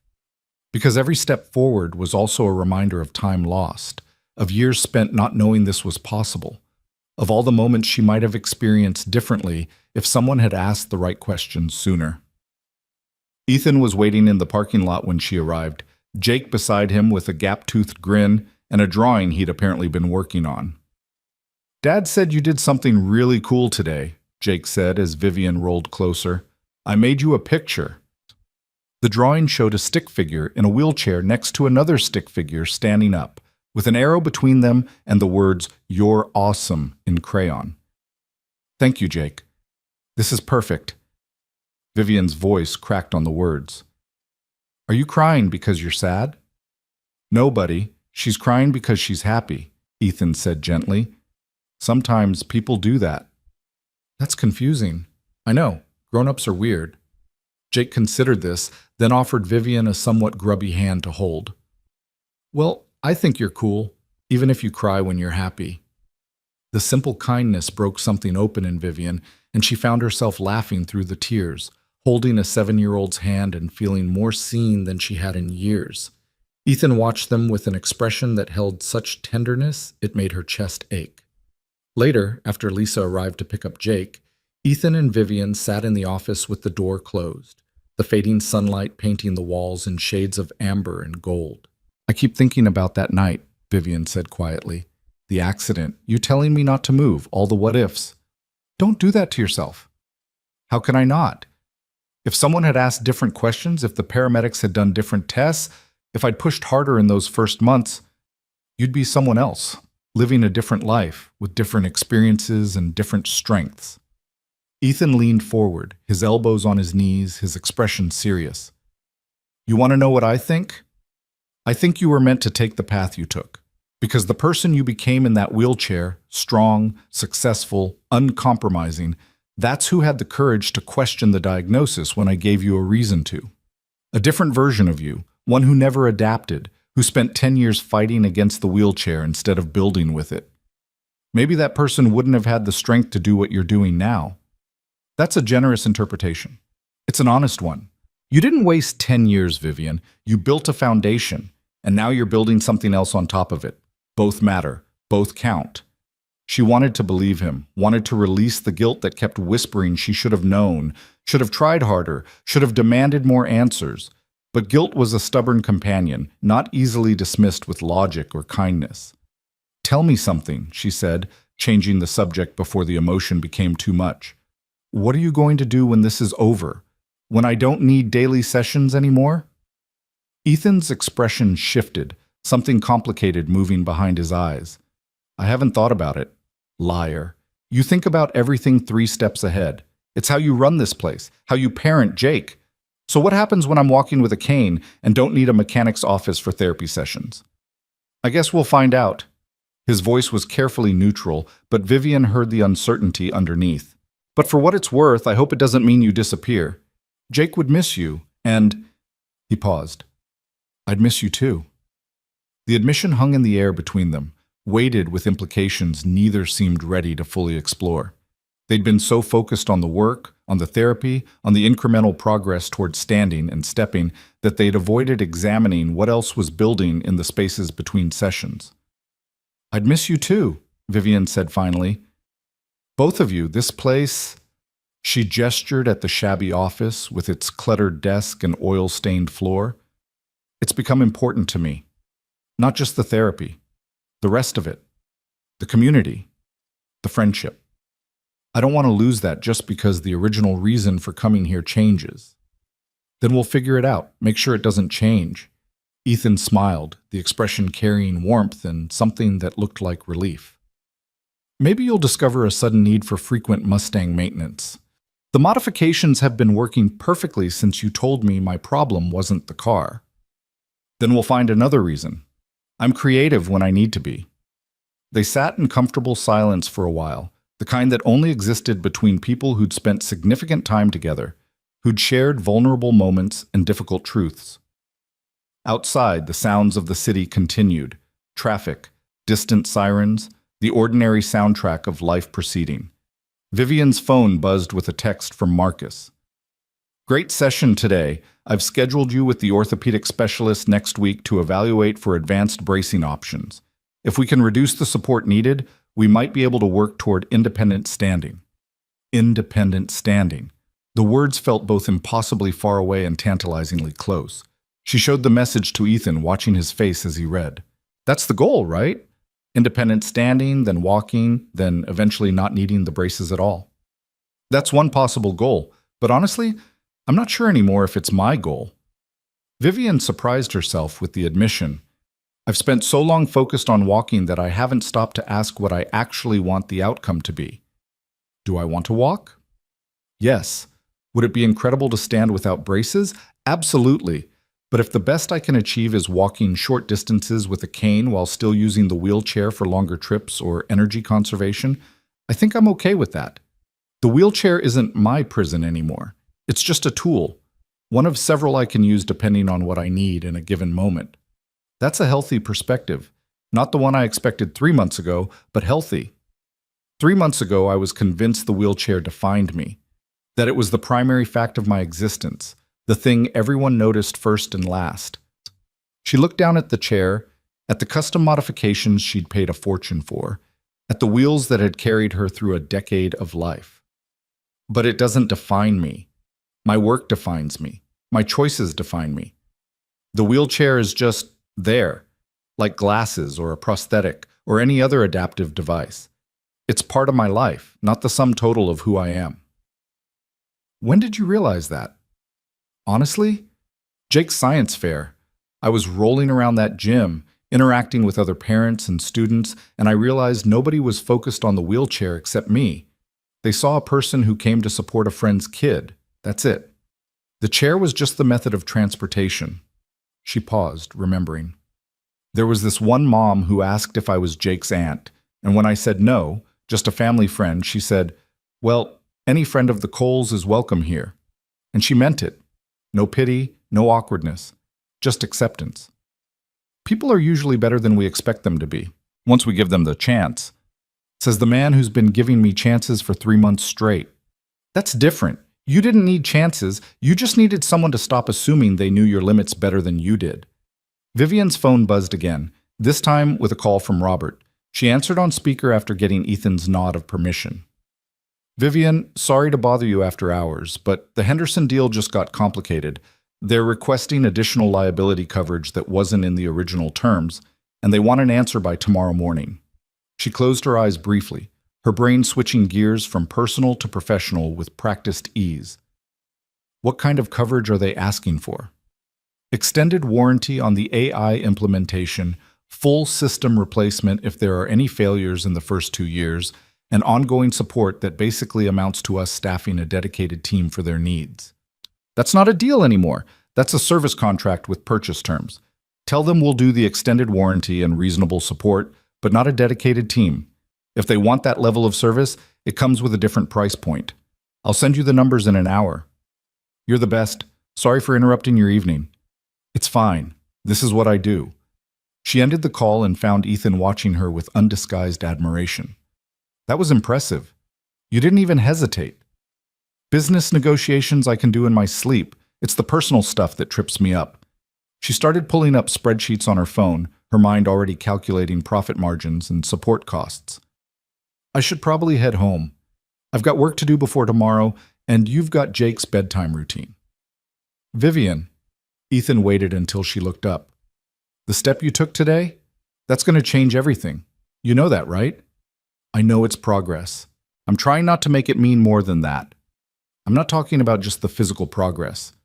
I'm talking about what it proves, that you were right to question, right to try, right to push back against everyone who told you to accept limitations. That matters beyond just the walking. You think I'll take that lesson into other parts of my life? I think you already are. I think you're rewriting your entire relationship with possibility, and that's going to ripple out in ways you can't predict yet. Vivian sat with that for a moment, feeling the truth of it settle into her bones. She'd spent 10 years being careful, being realistic, being the person who adapted to circumstances rather than demanding circumstances adapt to her. And in 3 months, Ethan had helped her remember that she could be both, someone who adapted gracefully and someone who challenged boundaries relentlessly. "Thank you," she said quietly, "for seeing that, for seeing me. Always." She left the garage that evening with the leg braces in their carrying case, the drawing from Jake carefully rolled in her bag, and a text from Marcus confirming her appointment with the orthopedic specialist. She drove home through familiar streets that somehow looked different now, viewed from a perspective that had shifted in ways that had nothing to do with physical height. At home, she spent 2 hours working on the Henderson contract analysis, her mind moving through financial projections with the same focused intensity she brought to physical therapy. When she finally sent the numbers to Robert, she felt the satisfaction of a problem solved, a challenge met with competence and precision. Then she put on the leg braces and practiced standing at her kitchen counter while making a late dinner. 15 minutes of standing while she chopped vegetables and boiled pasta, her legs trembling with effort but holding steady. It wasn't graceful, wasn't easy, but it was possible, and possible was rapidly becoming her favorite word. Her phone rang just as she was transferring back to the wheelchair, her muscles exhausted but satisfied. Dr. Chen's name appeared on the screen. "Dr. Chen, hi, what can I do for you?" "Vivian, I heard from Marcus about your progress." "A step, that's remarkable." "It is. I'm still processing it, honestly." "I want to apologize." The words came out stiff, as if Dr. Chen was unaccustomed to saying them. "When you first came to me with the mechanic's observations, I approached it with too much skepticism. I should have been more open to the possibility that the original diagnosis might have been incomplete. I let statistical probability override clinical curiosity, and I'm sorry for that. Vivian felt a complicated mix of emotions. Vindication, yes, but also understanding. You were being a responsible physician, managing my expectations based on what the medical literature suggested was likely. I don't fault you for that. Perhaps, but I should have remembered that statistical likelihood doesn't account for individual variation. Every patient is a sample size of one. Dr. Chen paused. I'd like to stay involved in your care, if you're willing. Coordinate with Marcus, monitor your progress, make sure we're not missing anything important. I'd appreciate that. And Dr. Chen, thank you for calling. It means a lot that you're willing to revisit your assumptions. It's what good medicine requires, even when it's uncomfortable. Another pause. Vivian, where do you think your ceiling is, realistically? I don't know, and I've decided I'm okay with not knowing. I'm going to keep working, keep trying, and see what my body tells me is possible. The ceiling will reveal itself when I hit it, not before. That's a good attitude. Better than mine has been, certainly. Dr. Chen's voice softened. I'm proud of you. For pushing back, for advocating for yourself, for proving that sometimes the improbable is just the undiscovered possible. After the call ended, Vivian sat at her kitchen table with her now cold pasta and felt something she hadn't felt in 10 years. Complete acceptance of exactly where she was and excitement for where she might go. Not one or the other. Both. Simultaneously.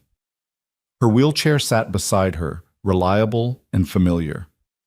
The leg braces leaned against the wall, promising and challenging. And she belonged to both realities, needed both truths, was defined by neither and empowered by each. She thought about Ethan's question from months ago. When was the last time someone asked her to stand? And she realized the more important question was when was the last time she'd given herself permission to try, to fail, to succeed, to exist in the messy middle ground between limitation and capability. The answer was now. The answer was every day. The answer was every moment she chose possibility over resignation, curiosity over certainty, growth over safety. And that, she thought as she finally ate her dinner and reviewed the day's accomplishments, one step forward, one business deal negotiated, one relationship deepened, that was more than enough. The orthopedic specialist turned out to be a woman in her 60s named Dr. Patricia Okonkwo, with silver hair pulled back in intricate braids and hands that moved with the confidence of someone who'd spent decades solving complex mechanical problems involving human bodies. Marcus sent me your files, she said, examining the braces Vivian wore with the critical eye of an engineer assessing someone else's work. Good craftsmanship, appropriate support distribution, but we can do better. These were designed for stability, which made sense when standing was theoretical. Now that you're stepping, we need to optimize for movement. What does that mean practically? Vivian asked. Lighter materials, more flexible joints, reduced support in areas where your muscle recruitment has improved. We'll essentially be designing braces that challenge you rather than protect you. Dr. Okonkwo looked up from her examination. The goal is to make your muscles work harder, not give them an easy ride. You comfortable with that? Extremely. The new braces took 3 weeks to fabricate, during which Vivian continued therapy with Marcus and daily sessions with Ethan. The stepping had become more consistent, more controlled. She could move forward in the parallel bars for 6 consecutive steps before needing to rest, could shift her weight with increasing precision, could feel the muscles engaging with less conscious effort. But she also hit her first real setback. It happened during a Wednesday session with Marcus, when she was attempting to increase her step length. She shifted her weight, moved her right foot forward with what she thought was good control, and felt her left knee buckle unexpectedly. Marcus caught her before she fell, but the moment of instability shook something loose in her confidence. I had it, she said, breathing hard from adrenaline rather than exertion. I thought I had it, and then it just gave out. Your quad's fatigued. It happens. That's why we practice in a controlled environment. Marcus was already helping her back to standing position. You want to stop for today? No, I want to try again. Vivian, there's a difference between persistence and stubbornness. Your muscles just told you they're done. Listen to them. One more try. Just one.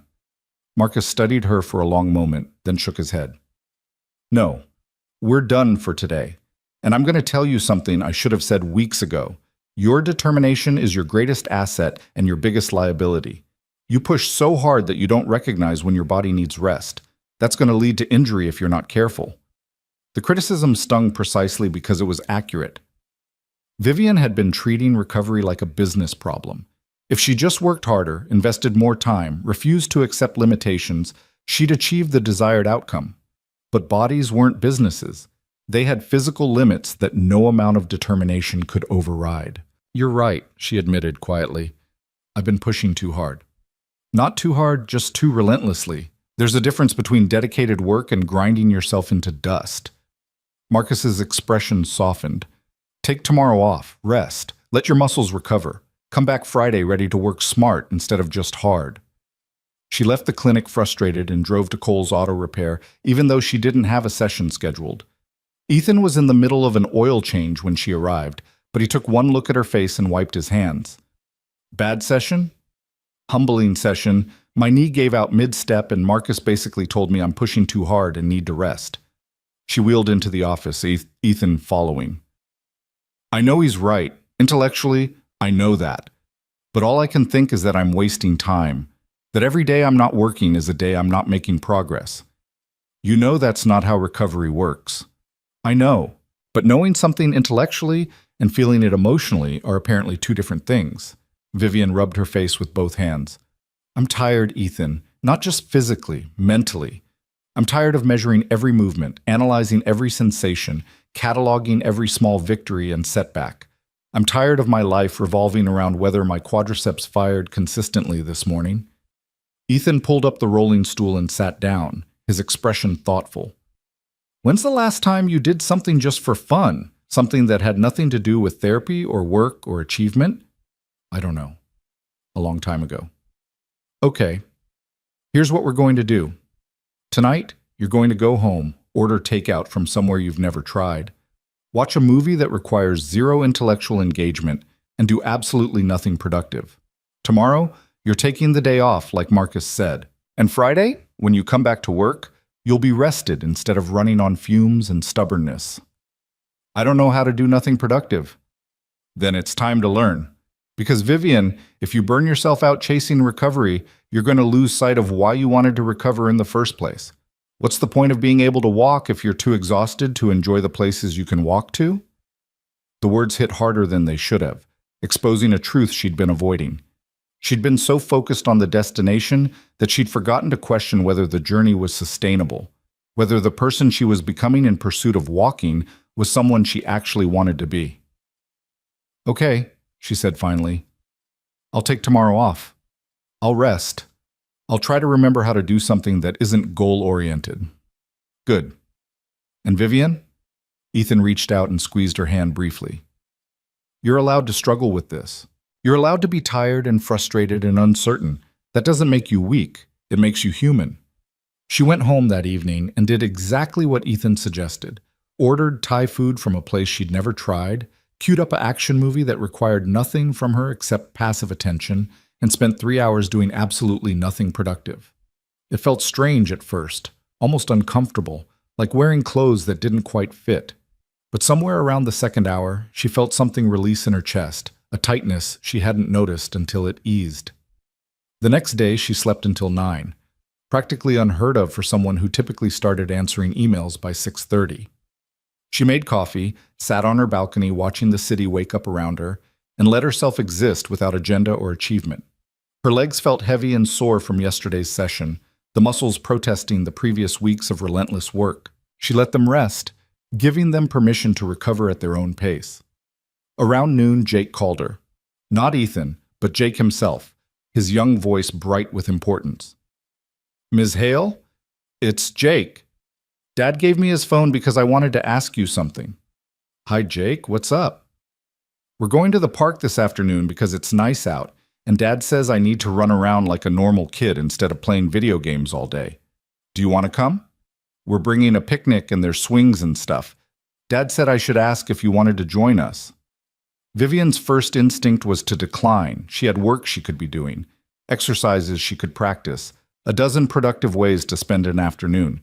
But then she remembered Ethan's question about the last time she'd done something just for fun. "I'd love to come." "What time?" 2 o'clock. We're going to Jefferson Park. Dad says it has good paths for your wheelchair and also a really cool playground. They met at the park at 2, Jake vibrating with barely contained energy, Ethan carrying a picnic basket that looked like it had seen better decades. The park was beautiful in the way city parks often were, patches of carefully maintained green space punctuated by playgrounds and walking paths, filled with families and couples and individuals all seeking a few hours of outdoor peace. "Fair warning," Ethan said as they walked toward a picnic table. Jake's idea of a picnic involves approximately 80% snacks and 20% actual food. I tried to balance it out with sandwiches, but he supervised the packing. "I heard that," Jake called from where he'd run ahead to claim a table. "And snacks are important, Dad. They're like energy fuel. That's what lunch is supposed to be. But snacks are more fun." They spread out the contents of the basket, sandwiches that were indeed outnumbered by chips, cookies, fruit snacks, and juice boxes, while Jake provided running commentary on every interesting thing he could see in the park. A dog playing fetch, a kid on a skateboard, a bird that looked like it might be a hawk, but was probably just a regular bird being dramatic. Vivian found herself laughing more in that first hour than she had in weeks. Jake's enthusiasm was infectious, his observations both insightful and absurd, his complete lack of filter refreshing after so many careful conversations with medical professionals and business associates. "Ms. Hale, can I ask you a question?" Jake said around a mouthful of sandwich. "Don't talk with your mouth full," Ethan said automatically. Jake swallowed dramatically. "Can I ask you a question?" "Of course. When you stand up now, is it scary or exciting?" The question was so quintessentially Jake, direct, curious, assuming emotional complexity was normal and worth discussing. Vivian considered it seriously. "Both," she said. "It's scary because I might fall or because my legs might not work the way I want them to, but it's exciting because I'm doing something I thought was impossible. So it's scary exciting." "Like riding a bike without training wheels?" "Exactly like that. I fell a lot when I learned to ride my bike. Dad says falling is just part of learning, and the important thing is getting back up and trying again." "Your dad is very wise." "I know, he's the best dad." Jake said it with such simple certainty that Vivian felt her throat tighten. "Are you going to be able to walk soon, like all the way without help?" "I don't know. Maybe. I'm working toward it." "Well, I think you're really brave for trying, and if you do learn to walk, that's awesome. But if you don't, you're still awesome. You have a really cool car and you're smart, and you make Dad smile a lot. That's what matters." Ethan, who'd been drinking from a water bottle, nearly choked. "Jake, buddy, maybe let's not analyze Dad's feelings in public." "But it's true. You smile more now than you did before Ms. Hale started coming to the shop. Aunt Lisa said so too." "Aunt Lisa needs to mind her own business. She said it was nice to see you happy." Jake turned back to Vivian, completely oblivious to his father's discomfort. "Do you want to go on the swings? Dad can push both of us." They spent the next hour at the playground, Vivian transferring to an accessible swing designed for wheelchair users while Jake claimed the one next to her. Ethan pushed them both, his strength sending them higher than the moment probably warranted, Jake's laughter ringing out across the park. And Vivian felt something shift inside her, a recognition that this was recovery too. Not the measured, clinical version that happened in therapy sessions, but the messy, joyful version that happened when you let yourself be part of life, instead of constantly preparing for it. The wheelchair wasn't keeping her from the swing was adapted to include her, and that distinction mattered more than she'd realized. When they finally left the park, sun-tired and full of snacks that definitely didn't constitute a balanced meal, Jake hugged Vivian goodbye with unself-conscious affection. "Thanks for coming, Ms. Hale. This was really fun." "Thank you for inviting me. I had a great time." "You should come to more stuff with us. Dad makes really good pancakes on Sundays. You could come for breakfast sometime." Vivian looked at Ethan over Jake's head, saw the question in his eyes, the vulnerability of wanting to extend the invitation, but not wanting to presume. "I'd like that," she said. "If your dad doesn't mind the company." I don't mind at all," Ethan said quietly. You're always welcome. The new braces arrived the following week, sleek and lighter than the previous version, with joints that moved with less resistance and support structures that demanded more from her muscles. Dr. Okonkwo fitted them with the same meticulous attention to detail she'd shown in the initial consultation. These are going to feel harder at first, she warned. You'll fatigue faster. You'll feel less stable. That's intentional. We're asking your body to do more of the work. She was right. The first session with the new braces was humbling. Vivian could barely stand for 5 minutes before her muscles screamed in protest, and attempting to step felt like starting over from scratch. But Marcus pushed her through it with patient insistence, and by the end of the week she was back to her previous baseline, taking 6 consecutive steps with better form and more control. The new braces are forcing better mechanics, Marcus observed during a Friday session. You're not compensating with the wrong muscle groups anymore. It's harder now, but it's building the right patterns. 2 weeks after that, Vivian took 10 consecutive steps in the parallel bars without resting, then 12, then 15. The numbers climbed with agonizing slowness, each one earned through sweat and shaking muscles and determination that bordered on obsession. But she also took Ethan's advice about balance.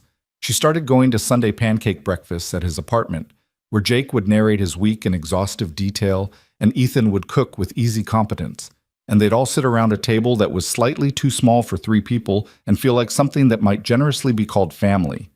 She scheduled 1 day a week with no therapy, no work projects that couldn't wait, just space to exist without achievement. Sometimes she used it for reading, sometimes for driving to the coast just to watch the ocean, sometimes for sitting in coffee shops and people watching like she used to do before ambition and adaptation consumed all her available time. And slowly, incrementally, she found herself becoming someone new. Not the person she'd been before the accident. That version was gone, lost to time and circumstance. Not just the person who'd built a company from a wheelchair either. Someone else. Someone who contained multitudes, who was defined by choices rather than limitations, who understood that recovery wasn't a destination, but a continuous process of becoming. 3 months after the new braces arrived, Marcus introduced her to a walker. Not the kind elderly people used for stability, but a sophisticated forearm support model designed for people relearning ambulation. It was adjustable, lightweight, and slightly intimidating. We're going to try walking outside the parallel bars, Marcus said, with the walker for support. Your muscle recruitment is consistent enough now that I think you're ready. The first attempt was terrifying. Without the bars on either side, Vivian felt exposed, vulnerable, like walking a tightrope without a net. She gripped the walker handles with white-knuckled intensity, shifted her weight onto her right leg, and moved her left foot forward approximately 4 inches. Good. Again. She took another step, then another. On the 4th step, her right knee wavered, and she caught herself on the walker, breathing hard. That's okay. You caught yourself. The walker did its job. Keep going. By the end of that session, she'd walked 20 feet with the walker before needing to transfer back to the wheelchair. 20 feet of independent movement, her own muscles bearing her weight, her own determination carrying her forward. She called Ethan from the parking lot again, the habit so ingrained now that she didn't question it. I walked with a walker, 20 feet, without parallel bars. Vivian, that's amazing. How do you feel? Like I want to do it again, like I want to see how far I can go. She paused, like I'm finally becoming someone I recognize. You were always someone worth recognizing. You're just adding to the story. Can I come by the shop? I want to show you something. When she arrived at Cole's Auto Repair, she had the walker in her car. Ethan helped her transfer it out, his expression curious and supportive. The garage bay was empty, the afternoon light slanting through the open door. You're going to walk here? He asked. I'm going to try. I need you to see this. You started all of this. You should see what it's become. She fitted the new braces, positioned herself with the walker, and took a breath. Then she stood, the motion smoother now after months of practice, and began to walk. Slow, careful steps, her muscles trembling with effort, but holding steady. 10 feet, 15, 20. Ethan walked beside her, close enough to help if she needed it, but giving her space to do this herself. His expression held wonder and pride and something else that made her heart beat faster. At 25 feet, she stopped, her muscles exhausted but triumphant. She looked at Ethan and found him watching her with undisguised emotion. "You did it," he said, his voice rough. "You're walking." "I'm walking," she confirmed, and then she laughed, the sound breaking free from someplace deep and unguarded. "I'm actually walking." "How does it feel?" "Like remembering something I'd forgotten I knew. Like coming home to a body I thought I'd lost." She paused. "Like everything you said was possible wasn't just kindness. It was truth." Ethan stepped closer, his hands hovering near hers on the walker, not touching, but present. "I'm so proud of you. For fighting for this. For not giving up when everyone told you to accept less. For proving that asking questions matters. I couldn't have done this without you. Without that first question. Without you showing up every day. Without you making me believe that trying wasn't foolish. You did this. I just gave you permission to try what you already had the strength to achieve." They stood there in the garage bay, Vivian upright with the walker, Ethan beside her, the afternoon light painting everything in warm gold. And Vivian felt the weight of everything they'd shared over the past months. The vulnerability, the setbacks, the incremental victories, the quiet moments of connection that had built something neither of them had planned for. "Ethan," she said quietly, "I need to tell you something." "Okay." What we've been doing, it started as therapy. You helping me explore what was possible physically. But somewhere along the way, it became more than that. You became more than that. She met his gaze steadily, despite the fear of rejection, the uncertainty of crossing this line. "You see me. Not the wheelchair, not the diagnosis, not the success or the struggle. Just me. And I haven't felt that seen in longer than I can remember."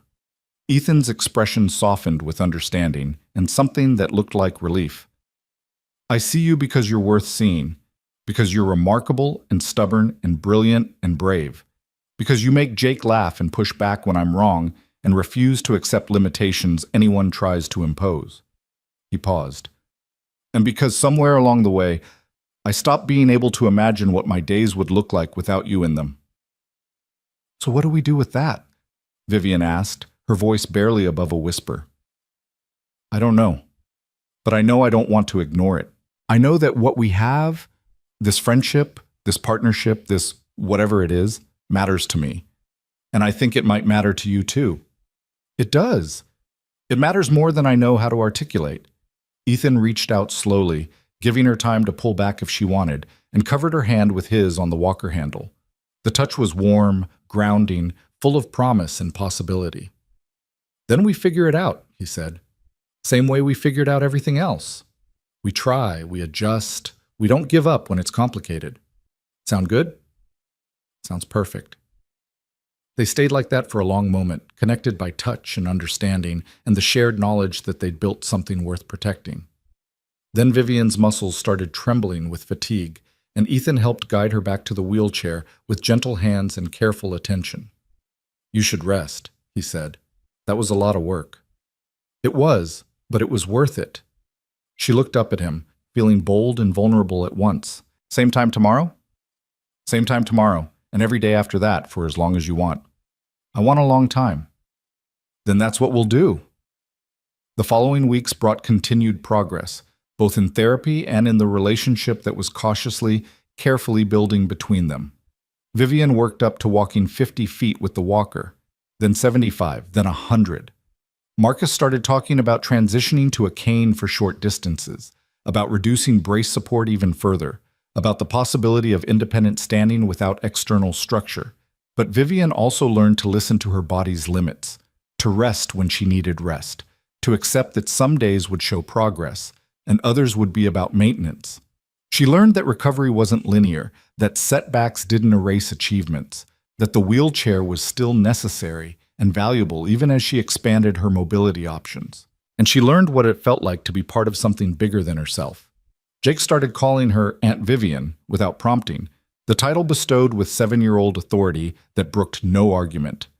Lisa welcomed her into the family with the same matter-of-fact acceptance she showed everyone Ethan cared about. Even Robert at work noticed the change, commenting that she seemed lighter somehow, more present. 6 months after that first step in Marcus's clinic, Vivian stood in her office, Actually stood, with a cane for balance but no braces, no walker, just her own muscles and determination, and looked out the window at the city spread below. Her phone rang. Ethan's name on the screen. "Hey," she answered. "Hey yourself. How's the standing going?" "I've been upright for 10 minutes. No braces, just the cane. My legs are shaking, but they're holding." "That's incredible, Vivian. Are you going to walk?" "In a minute. I'm just taking it in. The view looks different from up here. Everything looks different." "Good different?" "The best different." She paused, then made a decision that felt both terrifying and absolutely right. "Ethan, I'm going to walk to the door. Without the wheelchair. Just me and the cane. And then I'm going to get in my car and drive to your shop. And when I get there, I'm going to walk inside. Because I think it's time we stopped pretending this is just about physical therapy." She could hear the smile in his voice. "I'll be waiting, for as long as it takes." Vivian ended the call, gripped her cane, and took the first step toward the door. Then another. Then another. Each one was slow, deliberate, hard-won. Each one was possible. The Mustang was parked in her reserved spot when she finally made it outside. The drive down having required the wheelchair, but feeling like less of a defeat now that she understood it as a tool rather than a limitation. She drove to Cole's Auto Repair with the windows down, the spring air carrying the scent of possibility and new beginnings. Ethan was waiting in the parking lot when she arrived, Jake beside him with that gap-toothed grin that had become so familiar and dear. She transferred to her wheelchair for the distance across the parking lot. Practical, efficient, smart. But when she reached the garage entrance, she stood up with her cane. "I'm going to walk in," she told them. "Watch me." And she did.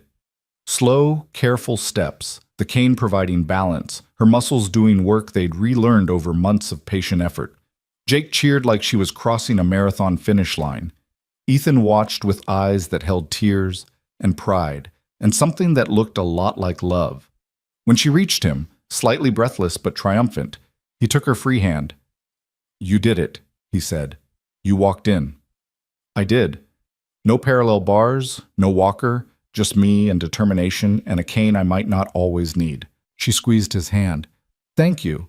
For asking the question, for showing up, for seeing possibility when everyone else saw limitation. Thank you for answering, for trusting me enough to try, for proving that sometimes the experts don't know everything." Ethan pulled her closer, careful of her balance, mindful of her cane. "Vivian Hale, you are the most remarkable person I've ever met, and I'd really like to kiss you right now, if that's okay." "That's more than okay."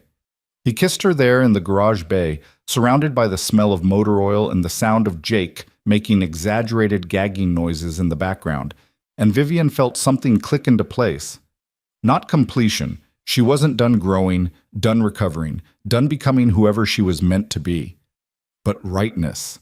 The sense that she'd found people and a place where all her contradictions could coexist, where she could be successful and vulnerable, strong and still learning, capable in a wheelchair and also capable on her feet. When they finally pulled apart, Jake was tugging on Ethan's sleeve. "Dad, does this mean Aunt Vivian is going to be around even more? Because that would be really cool. She could come to my baseball games and help me with homework and maybe teach me about running a business so I can be rich when I grow up." "I think Aunt Vivian might be around a lot more," Ethan confirmed, looking at her with a question in his eyes. "I think that sounds perfect," Vivian said, "though we should probably work on the getting rich motivation. Maybe focus on building something meaningful instead." "But meaningful things can also make money, right? You did it." "Fair point.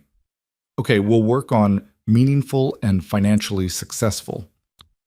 They spent the rest of the afternoon together, Vivian alternating between the wheelchair and walking with the cane as her energy allowed, Jake providing running commentary on everything from baseball to the injustice of having to eat vegetables. Ethan watching both of them with an expression that suggested he couldn't quite believe this was his life now. As the sun started to set and Jake began the inevitable wind down toward cranky that preceded bedtime, Vivian prepared to leave. She transferred back to her wheelchair for the drive home, the Mustang's hand controls as familiar as ever. "Same time tomorrow?" Ethan asked, the question carrying weight beyond just therapy schedules. "Same time tomorrow," Vivian confirmed, Though I should warn you, I'm going to need to start reducing session frequency soon. Marcus thinks I'm ready for more independence, and I've got some business travel coming up, but that doesn't mean I'm disappearing. Good, because I'm not ready for you to disappear. He leaned down and kissed her again, soft and sweet and full of promise. We'll figure out what this looks like. Together. Together sounds good. Vivian drove home as the city lights began to flicker on around her, the Mustang's engine purring with familiar confidence. The modifications were still there, still perfect, still necessary for the life she'd built. But now they were complemented by leg braces in her trunk, a cane on the passenger seat, and the knowledge that she had options. At home, she practiced standing without braces, gripping the kitchen counter for balance, feeling her muscles engage and hold. 10 minutes. 15. When she finally transferred back to the wheelchair, her legs were trembling but satisfied. She made dinner standing up, not the whole time, but enough to feel the difference, to remember what it was like to cook at counter height without modifications. Then she sat at her table, the wheelchair pulled up comfortably, and reviewed the day's emails while eating pasta she'd made herself. Her phone buzzed with a text from Dr. Chen. Saw your latest test results from Marcus. Remarkable progress. I owe you an apology for doubting, and a thank you for teaching me to question my assumptions. Vivian typed back. No apology needed. You were being a good doctor. Sometimes patients know things doctors don't. We make a good team when we listen to each other. Another text, this one from Marcus. Next week we're going to try stairs. Think you're ready? I'm ready, she responded, and meant it. A third text from Ethan. Jake wanted me to tell you he thinks you're awesome, and he can't wait for Sunday pancakes. Also, I think you're awesome. Also, I'm really glad you walked into my shop that day. She smiled, her heart full of warmth and possibility, and typed, I'm glad too. More than I know how to say. See you tomorrow. The last text was from Robert. The Henderson deal closed. Profit margins exactly where you projected. You're terrifying when you're right, which is always. Also, whatever you've been doing lately, keep doing it. You seem happy. I am happy, she wrote back. For the first time in a long time, I'm exactly where I need to be. That night, before bed, Vivian stood in her bedroom wearing the leg braces, gripping her cane, and took 10 steps from the closet to the window. It wasn't far. It wasn't impressive by most standards. But it was hers, earned through months of work, supported by people who'd refused to accept limitations, built on a foundation of stubborn hope and relentless determination. She looked out at the city lights, at the world that had once felt like it was moving on without her, and felt herself fully part of it again. Not because she could walk, though that mattered, but because she'd learned to question, to push back, to demand answers instead of accepting dismissals. Because she'd found people who saw her as whole regardless of how she moved through space. Because she'd given herself permission to try, to fail, to try again, to succeed in ways she'd been told were impossible. The wheelchair sat beside her bed, reliable and necessary. The braces leaned against the wall, promising and challenging. The cane rested in easy reach, supportive without being limiting. And Vivian belonged to all of it, needed all of it, was defined by none of it. She was a CEO who'd built a company from nothing, a woman who'd survived an accident and its aftermath with grace and grit, a person who used a wheelchair and also sometimes walked, someone who loved a mechanic and his son and the life they were building together, a human being who contained multitudes, who was still growing, still changing, still becoming. And as she finally transferred to bed, her muscles pleasantly exhausted, her heart full of contentment, Vivian understood that this was what recovery really meant.